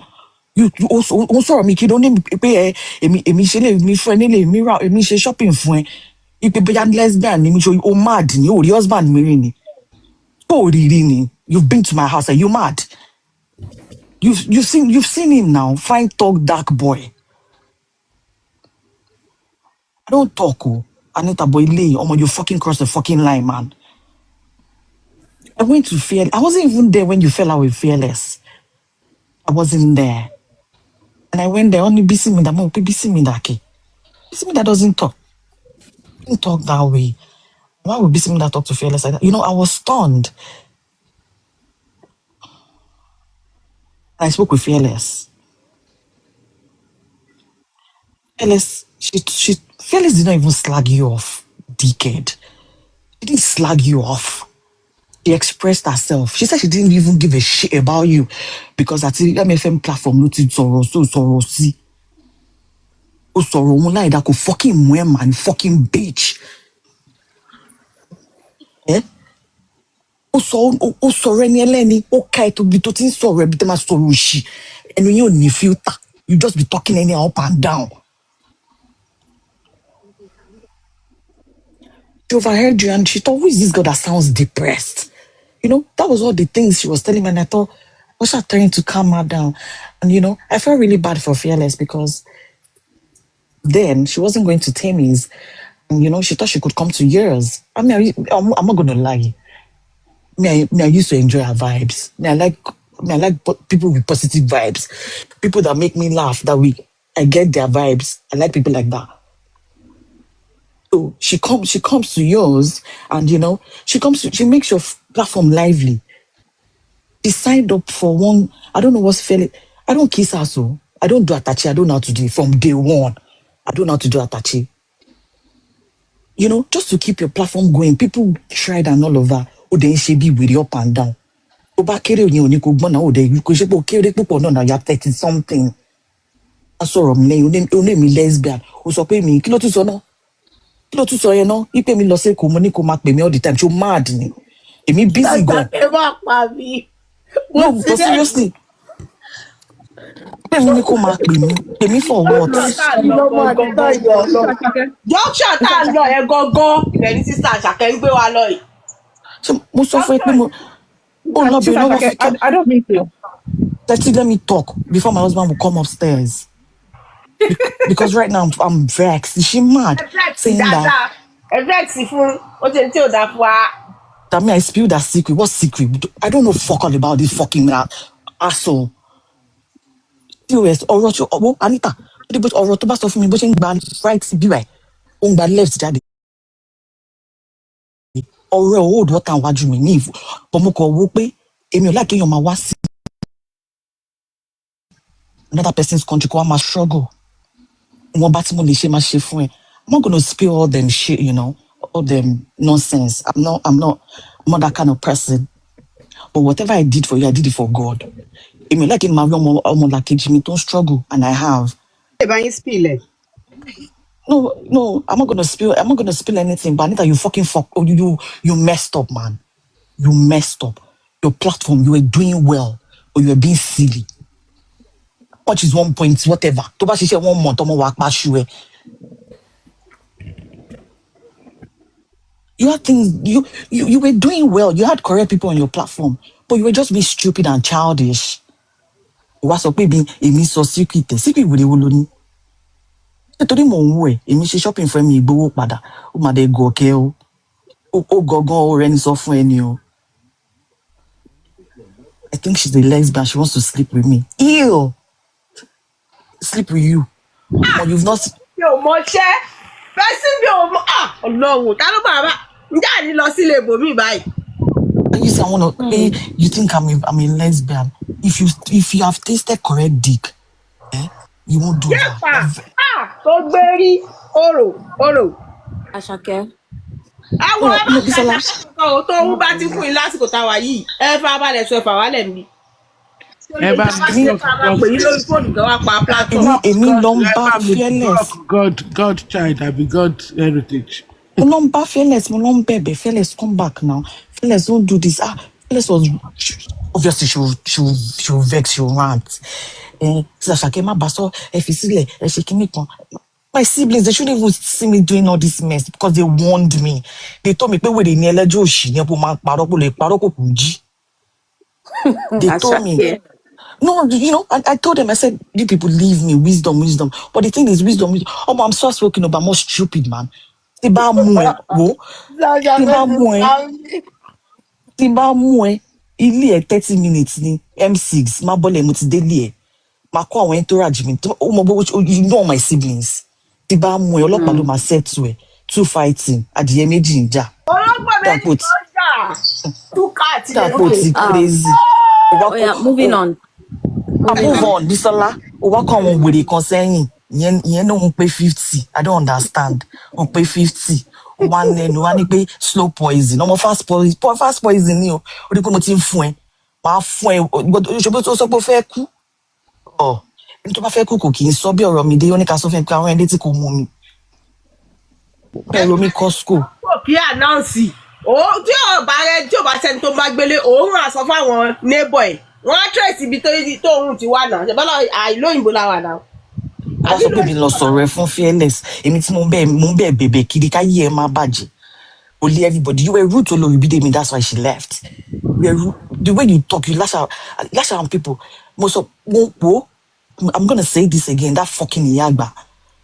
She will open her mouth and be chatting fucking shit. Lagba. I was shocked when I saw her whatever. Say she's 65. I hope you people can hear me. I want to talk about man.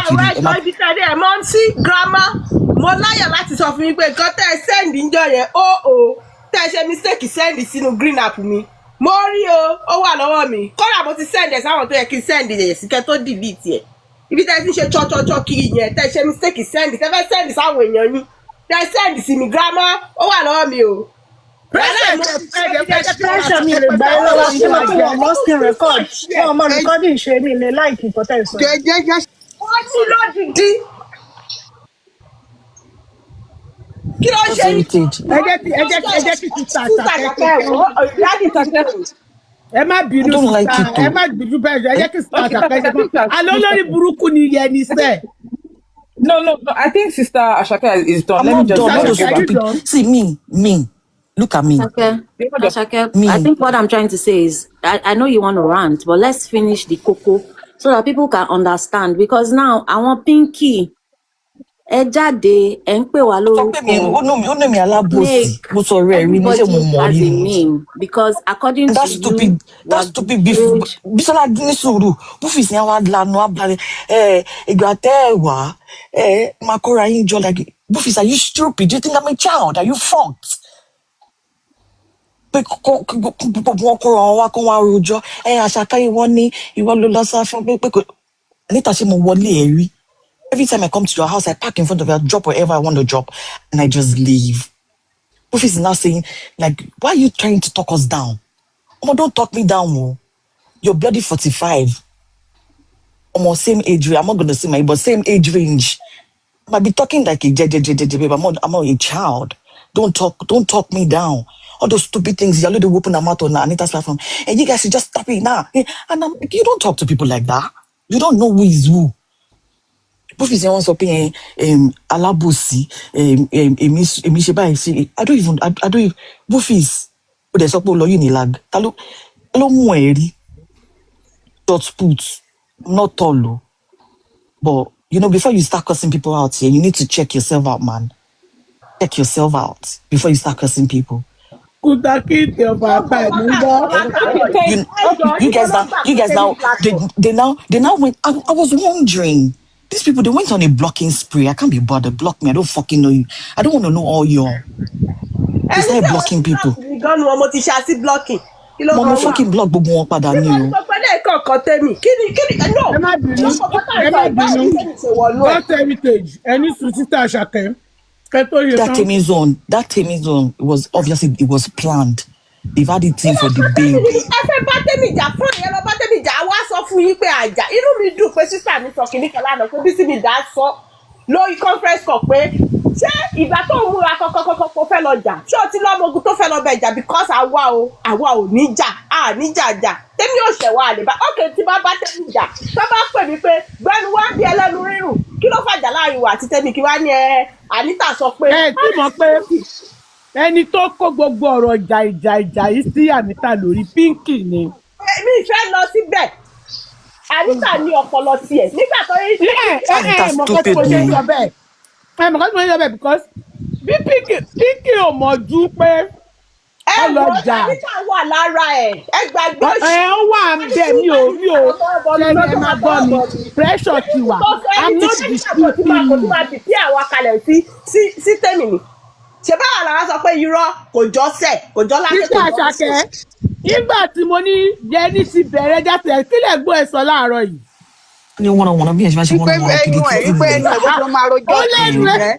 Ó ní bó ṣe máa sọ̀sọ̀ kú tó òṣìkiri oníṣọ́tù ti ṣe é ni ó ti sọ̀sọ̀ kú tó òṣì. Ó yá ẹjọ́ ẹ má bínú. Àwọn ẹ̀gbọ́n ẹ̀gbọ́n bọ̀ pé oníjòkó. Can we quickly go back? Yes, Chef T, please continue. Please, everybody be listening o. Bọ́rọ̀ yìí ṣe kan Tèmi ẹ máa bá wa dé. Bad ṣe betrayal, snake, whatever, all these things, all these names that we've been called, please. I want everybody to keep catching on. And if in all of this, we made up our minds and we decided that, enough of these games, we're not interested anymore. Anita, please, the platform memo, these people that, they want to support you, that's fine. You guys do whatever it is you want to do. As for me, myself, a couple of others were done. Okay, they've been friends, they've been kiriko, you are ratting, all that BS. Yes, we're ratting. It's very important because if we don't come out to say all of this, and you people get to decipher for yourself how this concerns Temi, and now these people are saying that they are friends. Want to pay one, want to set up, I don't understand it. And Shefty, let me also quickly say that when media went to Temi's platform to go and explain what happened, we were not going to say anything. But then that very morning, Anita made a post on WhatsApp. If you are going to say a story, what's that thing again, Mide? There is a need for I the will look for it now. Pills or something. tales should be told with kiniko. And I'm like, what is wrong with you? Kí ló ń ṣe girl yìí? When something like this happens, have you been accountable to yourself? So we were mad for a good reason, and we stayed away for a very, very good reason. It doesn't have to make sense to anybody, but if I say that Telling tales accurately is important. Telling tales accurately is important. Okay. And then when Mide came to tell her story on Temi's platform, not to rope Temi in, which in my very, very opinion, and I've seen that a lot of people share it, I think Temi was very, very fair. Pythagoras was very, very fair.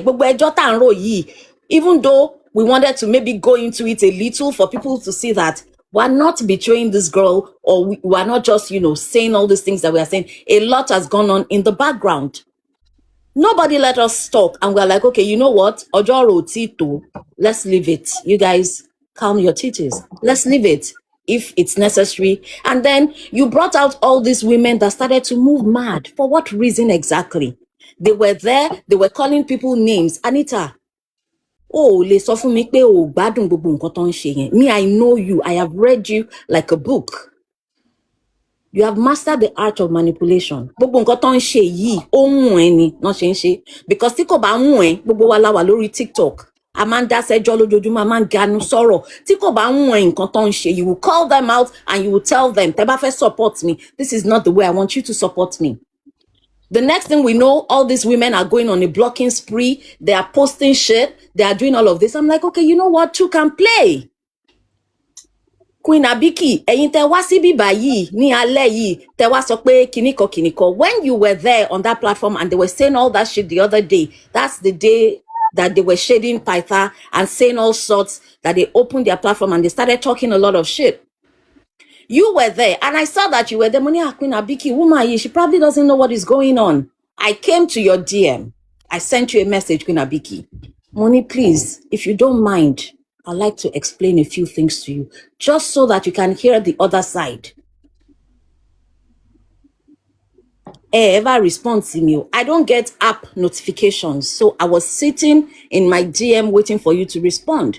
You were online, I saw you, you were typing, you started typing. That's how I know you read my message, because Kosi read receipt. So I didn't know if you had seen it or not, but I was there sitting down and waiting. And I saw you, you went there, typing. Perhaps you changed your mind. If I respond, fair enough. But then, Anita ni koko ni kiniko, gbogbo nǹkan tẹ́ ń sọ làwa náà gbọ́ o. We're not stupid. Bisola, someone said that I was called a snake, not Alabosi or whatever. Snake, Alabosi, whatever. I don't give two, man. I don't call me whatever they were calling us names. When they were calling us names, Queen Abiki, did you ask questions? I want people I saw in the comments, Mom in Dawa, God's heritage. I was surprised at that one. Did any one of you reach out to us? I want Yoruba Sokpe. Indawa is Linda now. Indawa is Linda. They were calling us all those names. Did anybody reach out to ask us our side of the story? It was convenient. One boo everybody, one for everybody. They were talking about us being betrayals. It was easy for you all to believe that story. Má ti lọ jìnnà ṣé ibi súná tẹdẹ yẹn súná tẹ fún mi ẹ mo gbà with wọ gbogbo full chest mi gbogbo ọyàn méjèèjì mo gbà tòbòtòbò ní pápá. Wọ́n súná. Ìyá àgbà ọlọ́ọ̀ Name ceremony. tó fi jẹ́ pé ní àná tí àwọn èèyàn decide láti pẹran ọdún lẹ́yìn decide láti pẹran súná fún mi ẹ tún súná ṣe fún mi lẹ́lẹ́kejì mo gbà àmọ́ ẹ wo Anita má complain o. I'm very sure pé tó o bá lo Anita ò ń lo fake profile. Wà ó ní wo ta ni wà láì fíìmù tó wà nílẹ̀ mo fi Ọlọ́run bá ṣẹlẹ́rìí ó pọ̀ nílẹ̀ bí yẹpẹ̀ tí mi bá sọ̀rọ̀ mo kàn decide láti dákẹ́ mi yálà ẹ̀ ó tó gbéná wojú mi ní dúró kí yẹ dúró ṣá mi ní sọ̀rọ̀ kí yẹ gbin ọlọ́run ti bá sùn yẹ ẹ̀ máa sáré. O ṣe bébì o ṣe dá fáwọn tó ní ẹnu kò tó. o ṣe kọ̀kọ́ rẹ̀ fi lẹ̀ o. Treasure. ẹ má pọ̀ má kọ́kọ́ mi lẹ́nu. Má pọ̀ mọ́ lẹ́kọ̀ọ́ rẹ̀ fi lẹ̀ pressure kárígò. àwọn tó ní ẹnu kò tó ni. ọmọ mi ọ̀rẹ́ ni mo ṣe fún ìyá ẹ̀ ṣé mo ti gbé gbọ̀bẹ̀ wá sílé àwọn olórí burúkú tó ní ẹ rí ni ṣé wọ́n pín tán ajá kọ̀ọ̀kan lè mọ́mù ni mi ìdẹ̀fẹ́ dá sọ̀rọ̀ olórí burúkú ẹ̀ tó wálẹ̀ tó sọpọ̀ pọ́sán bí ọpọ́n fáì olórí burúkú bẹ́ẹ̀ dọ̀ láǹtì ṣùgbọ́n pé mi fẹ́ dá sọ̀rọ̀ ẹ̀ wọ́n pè mí dá sí ni èmi ò ganu sí nǹkan tí ó kàn mí bí ṣe wà mo rò pé ọmọ tó ń pọ̀ sẹ́yìn ni ẹ mi mọ̀ pé àwọn tó ní ẹ gan kékeré wọn ọ̀fọ̀já pọ̀ ẹ̀ olórí burúkú ọmọ tẹ́pọ̀ àwọn tó ní ẹ ti láyé mọ́lẹ̀ ní bathroom wèrè tó jẹ́ pé ó sí wíwá láti inú ìyá ẹ̀ ni. ìjọba láti rí pressure náà. ẹjọ́ mo ń bọ́ lọ́wọ́ èmi làwọn kan kóra wọn jọ wàhálà ìtẹ́ ẹ bá kó sínú ara yín màá fi yín símú bí àṣà ṣọ́ra mi 3/7 mo gbà bẹ́ẹ̀ 3/7 yẹn wàhálà mo sì ń jẹ́yàwó nínú ilé ẹ̀dọ́là ṣọ́wọ́ bò mí ó sì ń dùn mọ́ ìyá ẹ̀ èmi dúpẹ́ tèmi ṣé èmi ríbi gbé tèmi gbà almost 20 years in marriage ṣeréṣeré ló pè ní wọ́n tẹ́fà tẹ́ bá wò pé ẹgbẹ́ ní kẹ́ ó ṣá ẹ wá fẹ́ fi bu ìyá yín. Pressure ẹjọ ẹni sùúrù mọ́mí dá wà. ẹni sùúrù. Ẹ fún mi ní 2 minutes. Mọ́mí dá wà, I'm calling your name because you were there. Wọ́n dẹ̀ ń sọ gbogbo kinní yẹn. Is it that ẹ̀kọ́ wà ń bẹ̀ ẹ̀kọ́ ń wòran ni? I respect you and I like you a lot. In my opinion, we have a good social media relationship. Ẹ wà ń bẹ̀ yẹn, wọ́n ń fún gbogbo wa ní orúkọ bẹ́ẹ̀ yẹn. It was okay. You guys were comfortable with it. And that's okay. You know? Queen Abiki, gbogbo bọ́n ṣe ń sọ pé ẹ má tí you were saying kí lẹ sọ náà ẹ má tí sọ̀rọ̀ débẹ̀ kíní kan mi ò bú yín o èmi ò mọ bọ́n ṣe ń búyàn mi ò mọ bọ́n ṣe ń ṣépè fún yàn but ẹ wá bíbá yìí lálẹ́ yìí ẹ wá ń béèrè question. Did you ask questions on the other side when all these people were being shaded? Yes, in truth, nobody called my name yesterday but mo mọ̀ pé kékeré náà ló kù and everybody there make kini yìí about Temi ẹjọ́ níbo ni gbogbo ẹjọ́ ta ti rò yìí tó ti jẹ́ ọ̀rọ̀ Temi pè wá and then wọ́n ti pè wọ́n gbogbo àwọn ọ̀rẹ́ ẹ̀ wọ́n ti lọ betray Bisimida wọ́n ti kó ẹjọ́ Anita wo náà ń kó lọ sọ́dọ̀ Temi. Like, do I look stupid? Pinky, how many years ló gbà lọ́wọ́ mi for crying out loud? Please, I'm asking. All this respect tá máa ń fúnra wa is just, you know, for the sake of being cordial. Ibo ni ọ̀rọ̀ yìí ti gbà kan Temi tí gbogbo yín wá jókòó síbẹ̀ Temi fẹ́ lè lọ kinní kan fẹ́ lè lọ whatever maybe nínú gbogbo yín the only person tí máa sọ pé ó ní issue pẹ̀lú Temi is maybe president, and that issue whatever it is has absolutely nothing to do with any one of us here. So all these conversations that are being had then sọ pé wọ́n kóra wọn jọ àwọn betrayer ọ̀rẹ́ kan ṣe kinní kan, like what the F is all that about? What are you people talking about? And from what you were saying, Bisola, I told you people that sorry. Yes, I know, I can tell. She's been talking. She's been talking because why did they decided to just Pinky, start when blocking everybody? Baritoye came to ask you about that money, you said you had never heard about the money. Fucking liar. You said it was okay, Kanita kò jẹ. Nígbà tẹ́ di sọ pé ó wà okay, Kanita kò jẹ. Ṣé mo bá yín jà sí? I kept quiet because number one, owó yìí gan mi ò bá wọn dá ńbẹ̀. But for you to come out and start making this thing, èèyàn kan ló rán wọn, wọ́n ti ṣe kinní kan, wọ́n plant èèyàn kan. What the F is that about? Ẹ mọ̀ kọ́mọ kékeré làwa wà ò níṣẹ́. No fún mama rán wọn káàkiri. From the get go, àti clock yín pé ẹ fẹ́ jà. And we let you know that we were not interested. Ṣé ẹ̀ṣẹ̀ ta ṣe yín nìyí? Kó tó di pé ó kan àwọn rárá, làwa ti mú Anita so pé má jà ní sùúrù because impression tó fún wọn ó yàtọ̀ ní sùúrù ó dáa tó bá tẹ̀ jẹ́ pé tẹ́mi bá ní ìkàkan tó ń ṣe fún ẹ lábẹ́lẹ̀ tó bá pẹ́ tó bá yá èéfín ni wàá yé máa rí nísù táwa ń sọ fún yẹn òun ni kò tẹ́ lọ́rùn èmi ò dẹ̀ bẹ́ẹ̀ kó tẹ́ lọ́rùn bọ́ pé wàá jókòó síbì kan ṣé gbogbo àwọn tó bú mi ní business pẹ̀lú wọn because mi ì ṣẹ̀ wọ́n mi ì bú wọn mi ì ta sí wọn mi ì rán mi ì dẹ́tọ̀ wọn wọ́n lè pé any of them jáde pé kí ni mo ṣe fún wọn kan rí sọ. And news flash yo Mesujamba tẹ̀kùn yín lọ́rùn Mesujamba mo láyọ̀ láti sọ fún yín èmi ò ń ṣọmọ lọ́rùn o mo kàn yùsì mọ́ lọ́rùn ṣe èdè ẹnu mi tẹ̀ ń gbọ́ yìí ṣé tó kí mo máa ń sọ lọ́rùn lẹ́kọ̀ọ́ okòrè sẹ́lẹ̀ mi ọmọ wòyíra tí a fẹ́ gbọ́ ìgbóònà gidi kọ̀ǹfà gbogbo ọ̀ràn mi. wòyíra kó má bàa ẹrúkẹ́rú abilala lẹ́nu. wòyíra kó má bàa igbákígbá kẹ̀kẹ́ sọ oko tó rárá tó relégbò ẹsẹ̀ tó ní kéṣi ṣé ọmọ orí mú jẹ oko gbé nílẹ̀ mi ìbá tẹ níwá ajídọ́lá tí mo bá wá jẹ́ orí ẹni lọ ọmọ òkòrè sẹ́lẹ̀ mi àtọkọ àtẹ̀mí àtìyá àti bàbá mi mo kàn jù sí mọ́ lọ́rùn tí bá ń ṣe eré kí Ìlọrin ni mí tí bá ń sọ tí bá ń ṣèdè lọrin tó bá yẹ pé ìyẹn lẹ bá fi rò pé Mesujamba yín lọ ibi tí mo gbà jàǹbá yín ó yẹ káyé bá mi bí anyways mi ní kankan tí mo fẹ́ bá yín sọ because mi ìṣẹ̀yìn ẹ̀dẹ̀ mọ́nà kan yín pé mi ìṣẹ̀yìn bọ́ ṣe é rí wèrè tó ṣojú wọn kásán bí iná ọmọ ṣẹ̀dẹ̀ tẹ̀sán pé ń jà fún yẹn ọmọ àlebẹ̀dọ̀ paálí tẹ̀sán pé ń jà fún yẹn a máa jẹ ìyà o a máa jẹ ìyà o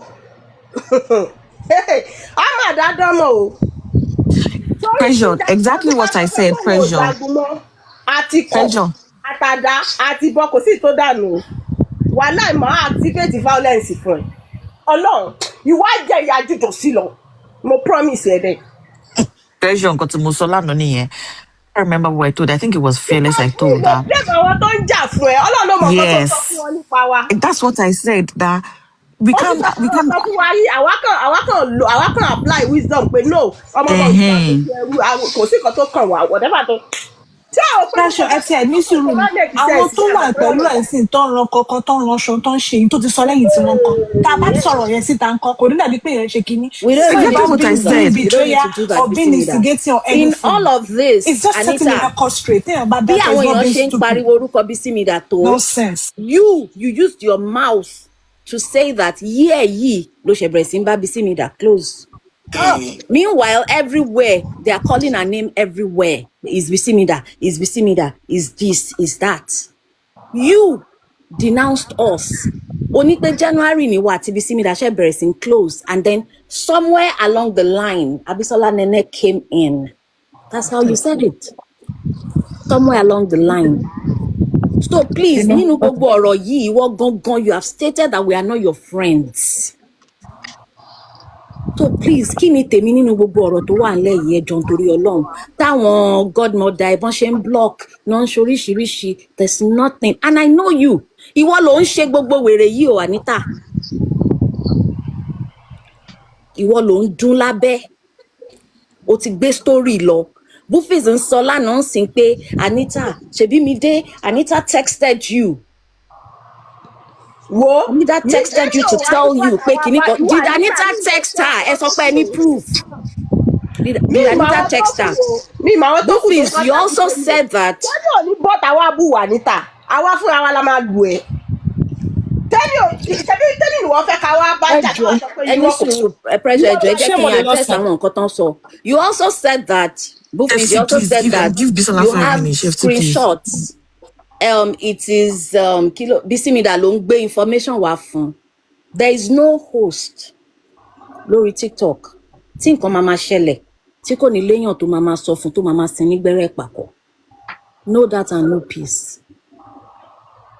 There is nothing Bisimida did to Anita except to be a loyal friend to her. True and even true. The sister tell me they are shouting, say we don't talk. I don't text her, she doesn't call me. The last time I think something happened between us was when we were doing that Thanksgiving time, we were buying shirts. You were not there, it's no wala right mora. Eko shilo. Ẹ wá ń soríṣiríṣi àtẹ̀tójú yín tó àtẹ̀tójú yín ò tó. àwọn àgbà òfò. Anita ó wá ro ẹjọ́ fún yín ẹ mọ̀ pé wọ́n forúkọ báyìí wọ́n ń yé rí mi nú ẹ̀. ẹ dẹ̀ gbé gbogbo ẹ̀ ẹ gbé sínú ẹ bẹ̀rẹ̀ sí ní hùwà. When this thing started to go crazy, tí Fearless sọ pé she called me early in the morning. Bóyá tábà ti sọ ilé ìtàn, like I said, ẹni tó bá fẹ́, you know, whatever you guys want to do, it's okay, go ahead. That's totally fine. But pé àní sọ ọ̀rọ̀ yìí irọ́ ńlá lẹ pa. Wá sí platform ẹ̀ mọ́ because tẹ fi ń ròpọ̀ ọ̀rọ̀ yìí mọ́ tèmi kò yé mi ibo la gbàdé bẹ́ẹ̀. Tẹ́nì kan ló da platform ẹ̀rú tẹ́nìbọ̀dì bá ní any problem. Rárá Anita, your lies, your manipulation ló fi da platform ara ẹ̀ rú. Kí ló dé?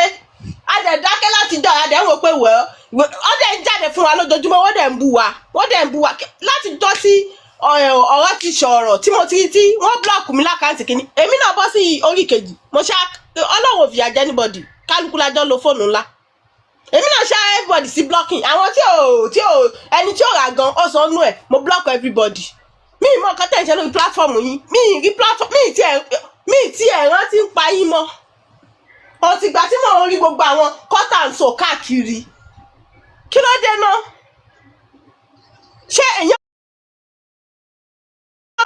ọmọ ń báyàn jà tó wípé o fẹ́ jà mo ní mi ì báyàn jà kí ni yẹn kò sí tiwẹ̀ nínú ọpọlọ mi o ipe òkè ẹ̀yin fẹ́ báyàn kan jà èmi dẹ̀ mi ìbẹ́ ni ẹja òkò kan mi o because bó ṣe jọ lójú mi nìyẹn tí ò bá rí bẹ́ẹ̀ ẹ bó sì táyé kan sọ pé nǹkan báyìí làwọn pípọ̀ ìṣe fún mi o èmi kí ní burúkú ìmọ̀ abọ́ta wá bẹ̀yìn mo wá bẹ̀yìn mi ìṣẹ̀yìn àṣẹ̀yìn àròyìn elóòtọ̀ fi nǹkan tó ṣẹlẹ̀ gan mi ìmọ̀ ń pa ẹ̀ àìmọye nǹkan tí wọ́n sọ pé wọ́n pè tí mò ń gbọ́ ìgbọ̀n mi ìgbọ́n pé mi ò ní sùúrù dé gbólẹ́bù yẹn nígbà tó ti dẹ̀ kí nílẹ̀ kejì lẹ́sẹ̀kẹsẹ̀ tí mo ti mídíà tí ń play voice note àbí kí lọ́nà play níbẹ̀ náà ni mo ti ń sọ fún ọ lẹ́sẹ̀kẹsẹ̀ pé mò ń block Anita báyìí mo dẹ̀ ṣe sí blocking lẹ́sẹ̀kẹsẹ̀ after that màá kàn nájú wá sí platform má dẹ̀ kóra mi lọ èmi ò ní sùúrù mi ìdẹ́ láìpẹ́ ẹjọ́ wọn gbé wọn wá ní wọ́n sọ pé wọ́n ní pé mi ní time débẹ̀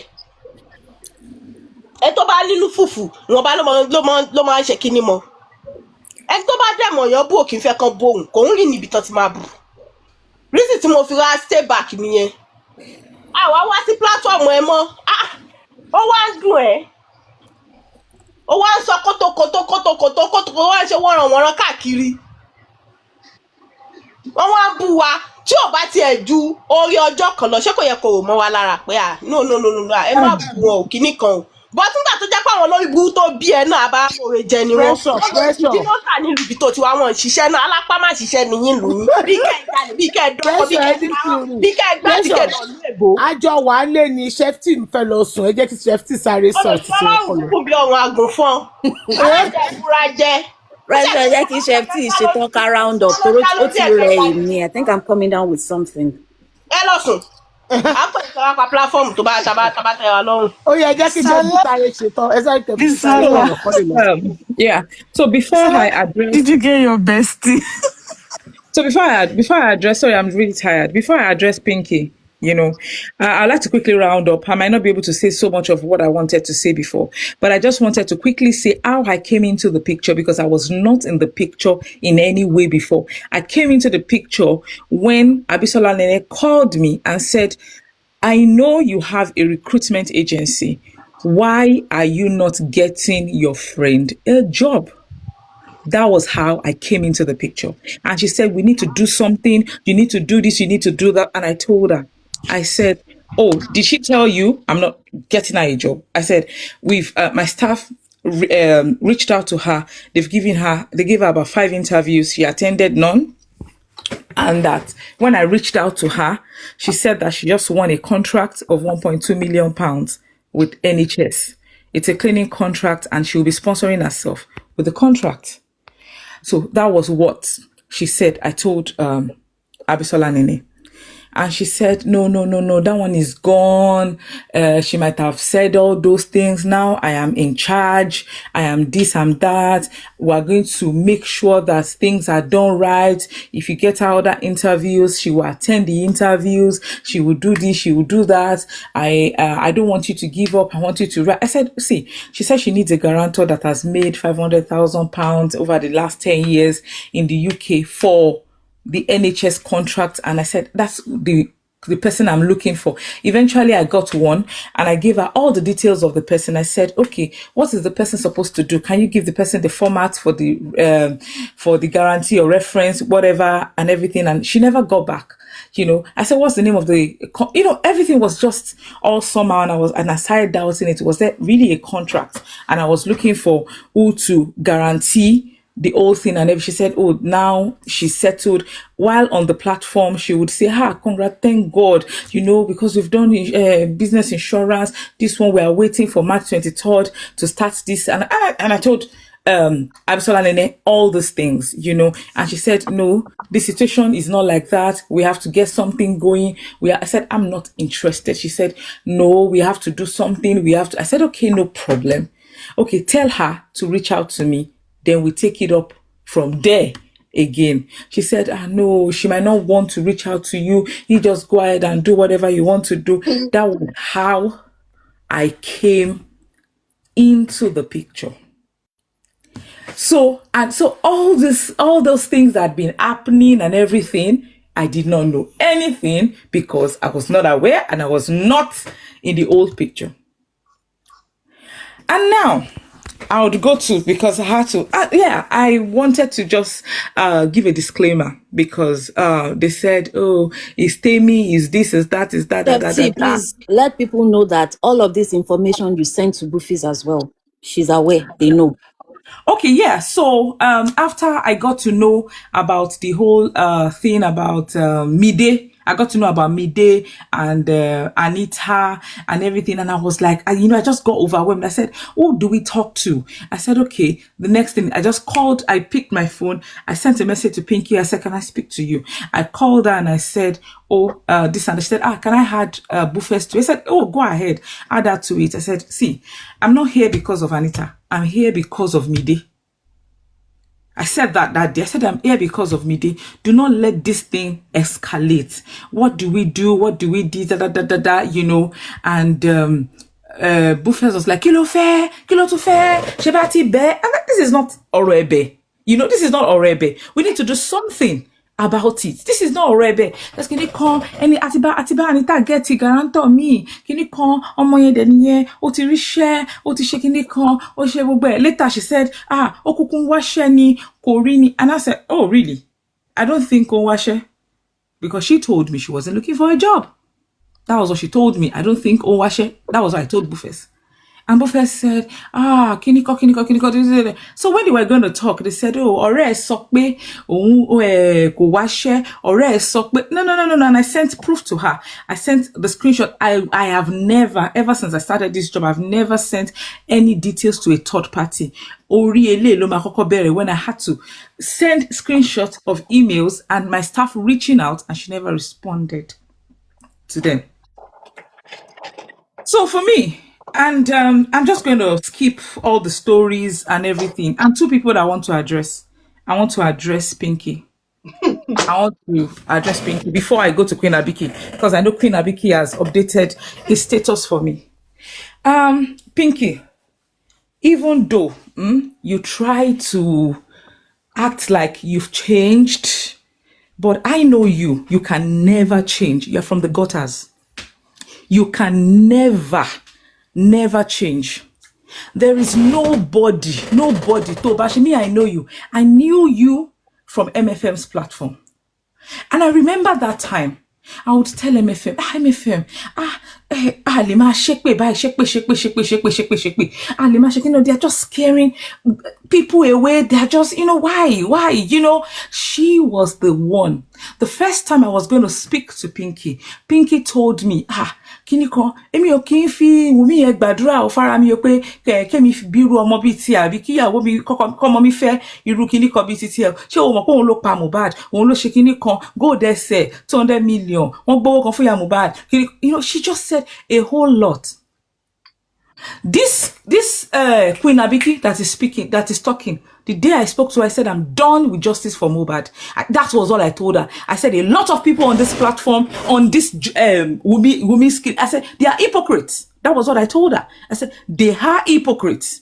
Because you talk to people behind, they say, oh, Wumi no back in and they come out and they start saying, whoa, I'm like, I can't deal with two-faced people. It's better for me to pull out. Whatever, I've lent my voice at the time I wanted to. I see her, she's happy, I do not defame her, and that's it. So I'm not supporting Wumi because it is Wumi. I'm supporting the cause. I'm trying to give a voice to the voiceless, trying to support a minor.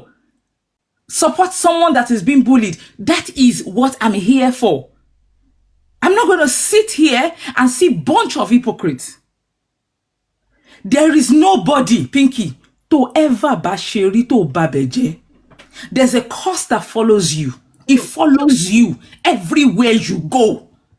And that thing has not departed. And let me tell you something, Anita. And I know the game. I have known Pinky by MFM. From MFM, she will leave. She will quickly go to Zanzi's page. Johnny Be. Account me to my fin teleyon. John Be. Sodo Jimmy. Johnny Be.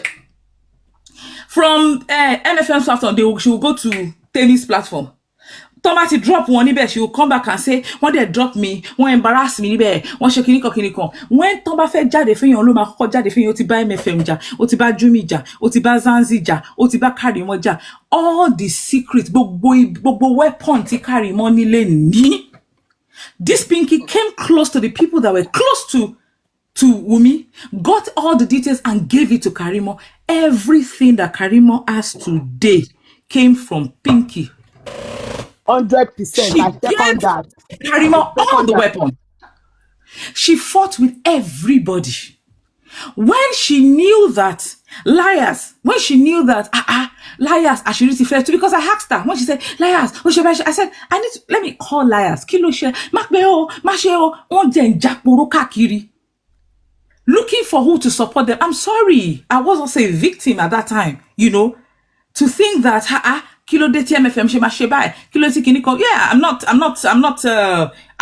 apologizing. I did what I did to MFM because she also messed up. So that's it. Chige. So for me, and I was just like, why is this woman like this? I know her. She's got bad blood everywhere. And let me tell you something. This one that she's supporting Anita, she has a game plan. She does not love Anita. If you look at the game plan, she does not love Anita. She wants to use Anita to fight her enemies. She wants to get a camp out of this thing. That's what she's doing. Let me tell you something. The first thing she did was that she announced the status of Anita. Anita to yẹ pé tó bá bọ́ sórí platform, ó máa po, ẹ máa rò pé British citizen ni. Ìwọ náà ló kọ́kọ́ wá sọ fún wa pé COS ló wà nínú ìwé ẹ̀ ti paná. You were the one that came online to say Imagine, and she's saying that it's me that is making secrets. Jigga came online. You, Pinky, you were the one.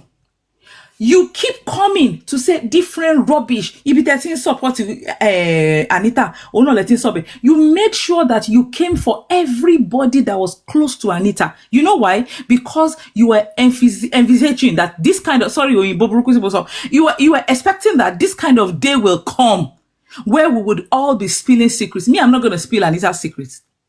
I'm not going to spill her secrets. This is just what happened. This is not a secret. It's nothing. It's just a situation that happened. But you're thinking I'm going to come and start spilling secrets. That is what you want to do. She wants to disgrace Anita and still fight the other camp. That is the way she plays the game. She comes in like she's supporting. I know you very, very, very well. Very sneaky, corny, terrible. I know you. Even all this, what King White, the way King White carried you on the head. King White, at a point I was like, King White is here, Odini. Honey, ejeki, Mami Pinky, ejeki, I want to take over. Ejeki wants a story. Ẹ̀yin lẹ lọ police station. Mami Pinky, I want to want gbogbo story. Wọ́n pọ́n ilé, kí ló ṣe ìwọ ló jáde fún. You came out, you don't know any friend. Oh, lọ́rẹ́ kankan rí. Oh, lọ́rẹ́ kankan rí ìjọ́ tí o fẹ́ bá Bufesi jà. Tó sáré ṣe rárá. Èmi ni mo pè ẹ́, mo ní ayé máa sọ̀rọ̀ sí ẹ o. Èmi ni mo pè ẹ́, mo ní ayé máa sọ̀rọ̀ sí ẹ. Tó bá jẹ́ pé èèyàn kan tó tún kù mọ́ ẹ yìí ló tún bá jà. You were kò sí ẹni tó bá ṣe tó bá jà. Kò sí. Very slimy. Anita ìdẹ́rẹ̀ ó sì máa bá jà.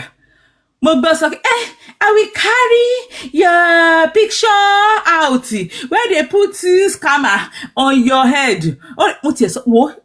You are in Canada. There's no need for you to bring the picture out. Charge Anita post here. Do you get? Because the person that went to put scammer on my picture is in court, 6-count charge. Ló wà lórí ẹ̀ yìí. Charge Anita tó wà ní UK kó post here. Torí mi ní owó tí mo máa waste across border. Anita kó post here. Our gbé ẹni tí mo gbá jáde. Very foolish idiots. Ẹ dàgbà, ẹ dànù. You said èmi pè ẹ́ lágbàyà. Mi ò ever pè ẹ́ lágbàyà, everybody. I'm telling you now, Pinky, you are àgbàyà. You are àgbàyà. Wọ́n sọ pé àgbà ò kí ń wà lọ́jà kórí ọmọ tuntun wọ́ agbára dáradára ní a ní tẹ́ birds of the same feather ní Pinky àti Yẹni ìyá àgbà. Ẹ rí pé gbogbo wọn the same thing blákẹ́kẹ́ kan náà ni. See, the thing is that I don't know Yagba, I don't know her. Whoever, I don't even have any business with them. That's the truth. But you see, Pinky, I have known her from the first day I was on Justice. She has called me. She said bullshit. She's tried to twist things around with people. I know her. Pinky, that is who Pinky is. That is Pinky. Ṣé mọ ọ̀rọ̀ tó fi ń bú Sister Temi, ọ̀rọ̀ arọ tó fi ń bú Sister Temi ní ẹnu Pinky ló ti kọ́kọ́ jáde. Ọ̀rọ̀ tó fi ń bú ọkọ Sister Temi ní ẹnu Pinky ló ti kọ́kọ́ jáde. It was from Pinky. Let me tell you, when I stood away from her and I was not talking to her. My daily platform, mi ò ń kí, mi ò ṣe kankan. I don't even know in the first instance maybe because they said she was already involved with me, they still I must have some level of stupidity in my blood. FT, 1 minute, please. 1 minute. I think Bisola has stepped away. Can we start tapping? Continue now. You guys should tap. Okay, she's there. FT, go on. Pinky, let me tell you something. My name is Ayatomiwa Kolkrick. I do not have any dirty secret anywhere. Shongbo, if you bring out my father, bring out my mother, they are reputable people and they are good looking. Bring out my husband, he's reputable, he's good looking. My daughter, beautiful girl. So let me tell you something. There's nothing you want to use to drag me. Washiri, correct. Come up. Oh, Sherabi. You can say rubbish. Oh, yes, Baba My one is that I dare Anita. I am daring you and I am daring Anita. Anita is someone I really, really love. I love someone, I love her, and I would sacrifice. In the past, I would sacrifice for her, not anymore. Even when the MFM was saying, oh, Shebo me, just to cause, quarrel and rancor. And Anita, you knew that time, and you could not tell people. One bag gift, I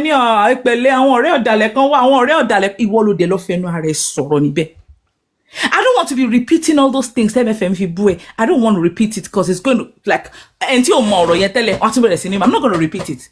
And I still, I step back, I still forgive you. I saw that a lot of things were just about the game for you. Two people in the last 3 weeks. Notiwa Bemi, I'm so sorry. 2 people, I'm so sorry I blocked you. It was Mide, because check your WhatsApp, Mide. okay. It was because this and this and this that Anita said about you that we blocked you. I saw a lot of people this week unblocking me. I'm like, she oti o leto ini. And Anita would face me and tell me, you're my only friend. Bisi blocked me. Bisi me that blocked me. Bisi me that was like, as in, I'm sure she cannot even say what exactly I did, but she was poisoning people. She would poison people against me, poison other people, against each other, so that it's like, oh, and I got to discover all these things. And you, Queen Abiki, you are coming up to say that all these things is not about me there and Anita. Is Chef T that is Igiworo Pok ni da fun yin. Queen Abiki kò ní da fún ẹ. Ṣùgbọ́n tẹ̀sẹ̀ ló ṣe pé tẹ́bì ló lè yẹ kò ní yẹ ìyá ẹ̀ olórí burúkú èèyàn òkú. Queen Abiki ó máa post kù níjọ́ tó bá ti stop láti máa post orúkọ mi ìjọ́ yẹn ló máa ṣubú. Owó tí tẹ́bì wá jí lọ́wọ́ ìyá alájà pọ̀nipọ̀ni máa pọ̀ olórí burúkú ẹ̀. Queen Abiki ó ní jèrè. Ẹ jọ̀ọ́ ẹ má bínú fẹ́lẹ̀. Queen Abiki. Chefty, sorry. Chefty, wait. It's reaching my belly. Sassy, have you ever heard? Pé kọ́ bóyá ọkọ tó fi ẹ̀ sí kò ní dá fún yín. Ó yá Chefty ẹ̀ra ẹ̀ fẹ́ tẹ̀ ṣe tán. Kò sí o, jẹ́ kí n sọ nǹkan fún ẹ, Queen Abiki.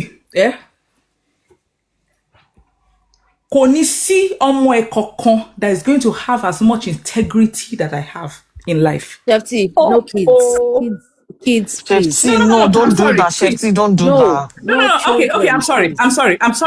I'm losing it. No, Queen you're Abiki. losing it too. No, I'm sorry, Queen Abiki. The day you stop tagging me in your post, the day you stop posting for me is the day you die. That is it. She must continue. She must make me popular on this platform. And people, please, when you see those posts, please go and help me to be liking it. Thank you. Good night. Where are you going? You're not going anywhere. You're not done yet. You're not done yet. Ọmọ ní ẹja ayọ̀ tó bí wá. Queen Abiki, ayé yìí ò yàbá ló ṣe sọ. With respect. Kò ní dá fún yàrá. Is there anything we have not touched? Sorry. And let me tell you something, all these tasteless people that use oko shakara kiniko oko dem afile oko dem because see, let me tell you something. Anita bá ti fẹ́ oko radarada, is when the man would hear something from outside and will think that he wants to leave you because of all this rubbish. Even the person that put scammer on my head that time, my in-laws, my brother-in-laws, my uncle, the uncles, everything, they were calling my husband, stay with your wife, make sure she's not depressed, we're dealing with this. You don't need all this explanation, man. No, I'm just saying. Are you telling? No, to let them know that there is love at home. No. I'm just telling them. Do you get me? I've not come on social media to find love. Exactly. There are beautiful people here. I've met beautiful people. There are people here that I really want to see real life. I want to hug them. I want to give them a peck. I'm coming to eat in your house anyway. Am I one of them? You have because I'm coming to America. Yes, but you know me, I'm coming to your house to eat, right? Yes, People are diverting us. So what maybe I'll drop you. I'm a moderator. Me, I've told you my son name, my husband's name. I've told you. Call Creek. Do you get? There's Call Creek Street in Ogba. There's one in Ikoyi. Go there and go and ask for her. Tell me what Call Creek. Go and bring my husband's family. But as in anything that you want me, I'll be telling you all the details. Because what drag me? I want alone. No, mama. Watch it, baby. Get out of here. Okay, so I'm going to quickly touch on President. Ẹ sọ pé ẹ ti bí Anita sọ pé anybody tó bá dáwó fún nǹkan send receipt. Nínú ọ̀rọ̀ tẹ́ sọ mo rí pé ẹ mọ nǹkan míì gan. wọ́n kàn gbé yín síwájú wọn fi yín jà. Mide, please hold on please. Wọ́n kàn gbé yín síwájú wọ́n fi yín jà. Tó bá jẹ́ pé ẹ fẹ́ bá Temi jà, ẹ bá sort issue yín pẹ̀lú Temi outside of Anita's platform. It wasn't necessary at all láti rope ara yín sínú gbogbo ọ̀rọ̀ yẹn. It was absolutely unnecessary. Ẹni pé ẹni proof ipe wọ́n ní pé kẹ́ má jókòó síbì kan. Ìgbà tí mo ti máa ń gbọ́ ọ̀rọ̀ yẹn tẹ́ ti máa ń sọ pé wọ́n lẹ ní proof, wọ́n lẹ ní proof. Mi ẹ bá mọ̀ pé irú proof tẹ́ gbé dání tẹ́ ń pè ní evidence. Kí ló ṣẹlẹ̀ Bísọ́lá? Because tẹ́ ṣe máa ń sọ pé any proof. Ẹ̀yin náà nǹkan tẹ́ play ní àná yẹn. Host wo ló wà lórí TikTok yìí? Even ní office, people are territorial.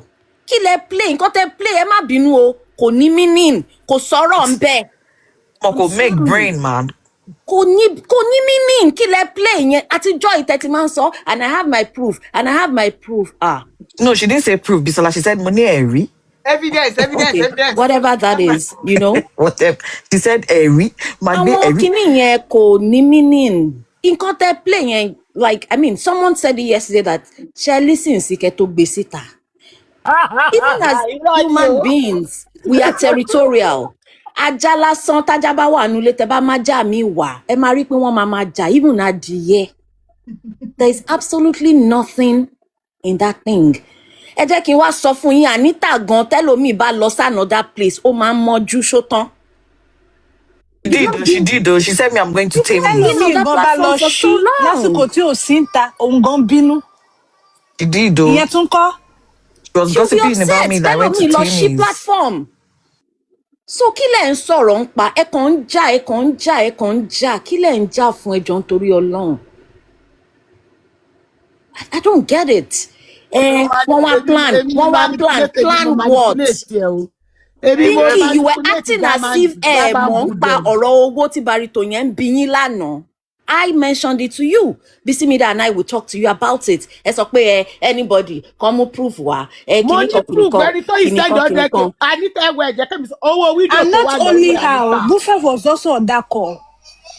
Anita owó wíìdì tó wà lọ́wọ́ ẹ̀. Now, kí ló tẹ́ wá ń ṣe bẹ́ẹ̀ yẹn? And another thing, rí similarity nínú ọ̀rọ̀ Anita gbàtọ̀ dáwọ́ Ọ̀túnba náà. Ó ní 300 and something náà ni. Ìgbà tó lọ́ máa dáwọ́ lọ́ọ̀yà náà 300 and something ni. Owó wíìdì tó wà lọ́wọ́ ẹ̀. No, Fiona, Fáwọnlékè ló fọ̀túnba, Fáwọnlékè ni.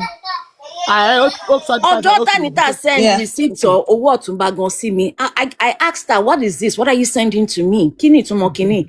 Ó ní it's for accountability. Mo ní jọ̀ọ́ nítorí Ọlọ́run. Dáwọ́, I'm not interested. Owó fídíò tó wà lọ́wọ́ ẹ̀ tó rán ni àwọn ọ̀yẹ́ ẹni kò máa lọ mú rìsíìtì wá tètè sọ fún wọn. Ẹ wá bẹ́ẹ̀ àwọn ọ̀rẹ́ àwọn kinní kan for crying out loud. Ó ní wọn dáwọ́ fídíò rárá nǹkan tó sọ fún mi nìyẹn. For crying out loud. Ẹ ń pè mí lọ́rẹ́ Anita. Yàtọ̀ sí ìtọ́ dá fún fúnra rẹ̀ mo ní receipt 100k lọ́wọ́ wọn bí pọ̀ ní. Bisola, maybe you should give Fearless time to talk. I will. Mo fẹ́ sọ everything tán. Ẹni pé kán mú receipt wá, kán mú kinní kan wá like you never knew about the money. You okayed it, pé wà okay. Àwọn host TikTok, bí host ṣe máa ń jalè nìyẹn kò ń ṣe big deal. Ṣé ń gbà tẹ́ sọ pé ṣe mo bá yín jiyàn? Really? Mi ò bá yín jiyàn náà. Tẹ́mi jà àbí wẹ̀rẹ̀ làwọn eléyìí. Torí ẹ̀ ni mo ṣe define hypocrisy fún yín gbà tí mo bẹ̀rẹ̀. Mo níbi tí mò ń lọ pẹ̀lú ẹ̀. Okay, ká tẹ̀ wá sọ pé host mi ń jalè. Does it mean that, Anita should be doing all these things? Ṣé ẹ help ẹ ni? Well, like, I don't understand. What's your mission? Like, really, what are you guys doing? Kí lẹ̀ ń ṣe gangan? Wọ́n fẹ́ lé lọ síbo. Kí ló kàn mí? Mo ní business. Mọye months tí mo fi wà lórí Temi's platform tí ò sẹ́ni tó gbóhùn mi. Àwọn tó wà ń bíbá ìtàn bá ń rántí the first time I came up on Anita's platform, it was about weight loss. Mo rántí. Ni mo gùnkè lọ́jọ́ yẹn. Okay, there's nobody on the panel. Okay, let me get on the panel. Mi ò kú ní sọ̀rọ̀. Ọ̀rọ̀ mélòó ló wà lẹ́nu mi tí mo lè sọ? Mi ò lè ṣe pé mi ò lè ṣe nǹkan kan. Tí má ti sọ wọ́n bá díẹ̀, ó ti tó mi. Anita, you want sọ pé that somebody is trying to ṣé mo fẹ́ bá ẹ ṣe platform níbo mo ti ráyè orogún òwò. I'm gainfully employed. I don't have time for that bullshit. And I always tell you. Platform. Bẹ́ẹ̀ sí mi ni ò lè ṣí. Mi ò ráyè kí ni mo fẹ́ fi gbogbo nonsense tẹ̀ ń pẹ́jù. Gbogbo ọ̀rọ̀ játijàti tẹ̀ ń sọ láàrin ara yín. Kí ló ní ṣe pẹ̀lú anything? Máa ṣàrí ọ̀sán fún ẹ. Wọ́kẹ̀. I always say it, I don't need followership. Mo máa ń sọ mi ò need kéèyàn tẹ̀lé. Mi ò tiẹ̀ ní interest. I'm not a nice person. And I tell you all the time, I freaking have a hot temper. I worked on myself to get to this point. Nobody sees me go crazy or, be mad at people. I don't have time for all that nonsense. I have a life outside of social media. In fact, my life gone 24 hours ò tó fún mi láti deal pẹ̀lú ọ̀rọ̀ ayé mi. What the fuck are you talking about? Wọ́n fẹ́ lé wọn, wọ́n lọ plan, wọ́n ti pè. Nǹkan tójú yín ò rí. That's what they do now. That's what they do. So they expect people to do that. As if every Anita, you better call all these people to order. Or could disclaim or could dissociate her from them. Because as far as I'm concerned, as far as I'm concerned, because I've seen the working that you have done amongst all of us. But why are you pitying them, though, Sabisola? You don't have to pity them. Leave them there. No, so that they can do their thing outside of Anita. No. See, Sister Bisola, I think you are missing one thing. They are all birds of the same feather. That is them. That is the kind of one evil attract evil. They attract each other. They are like that. Don't say they should decide. No, I don't think so. Chief advisor, Anita need instruments. Only our instruments to malo because they themselves they are like that. I tell you, I can tell you. And you destroy Anita because this help that you are saying that I stand for Anita. Anita listens Bullshit. to me and only me alone. Anita. Aláwọn gan ló tiẹ̀ látijọ́ iṣẹ́ àsọ kọ̀ọ̀kan mọ́ ṣe bá ti dákẹ́ ṣe bá ti wò wọ́n rùn ṣe bá ti sọ pé àní sọ ní tì mọ́ ẹ fẹ́ sọ fẹ́ ṣọgbẹ́ fẹ́ mọ̀ ṣe tiẹ̀ ti dráàgì mi tó yìí ṣé kò ti yẹ kí n ti gbégbá dráàgì. Kémi náà ti bẹ̀rẹ̀ sí retaliate kí n bẹ̀rẹ̀ sí rojọ́. But did I do that? I didn't do it because I'm not caught like that. Wọ́n pè mí nílé eré mi. Ọmọ ọba lè mi ò kí n jagun bí ẹrú. Please, Queen Esther, who is this? Please mute, please. Sáré tó yẹ ní àbíta mi.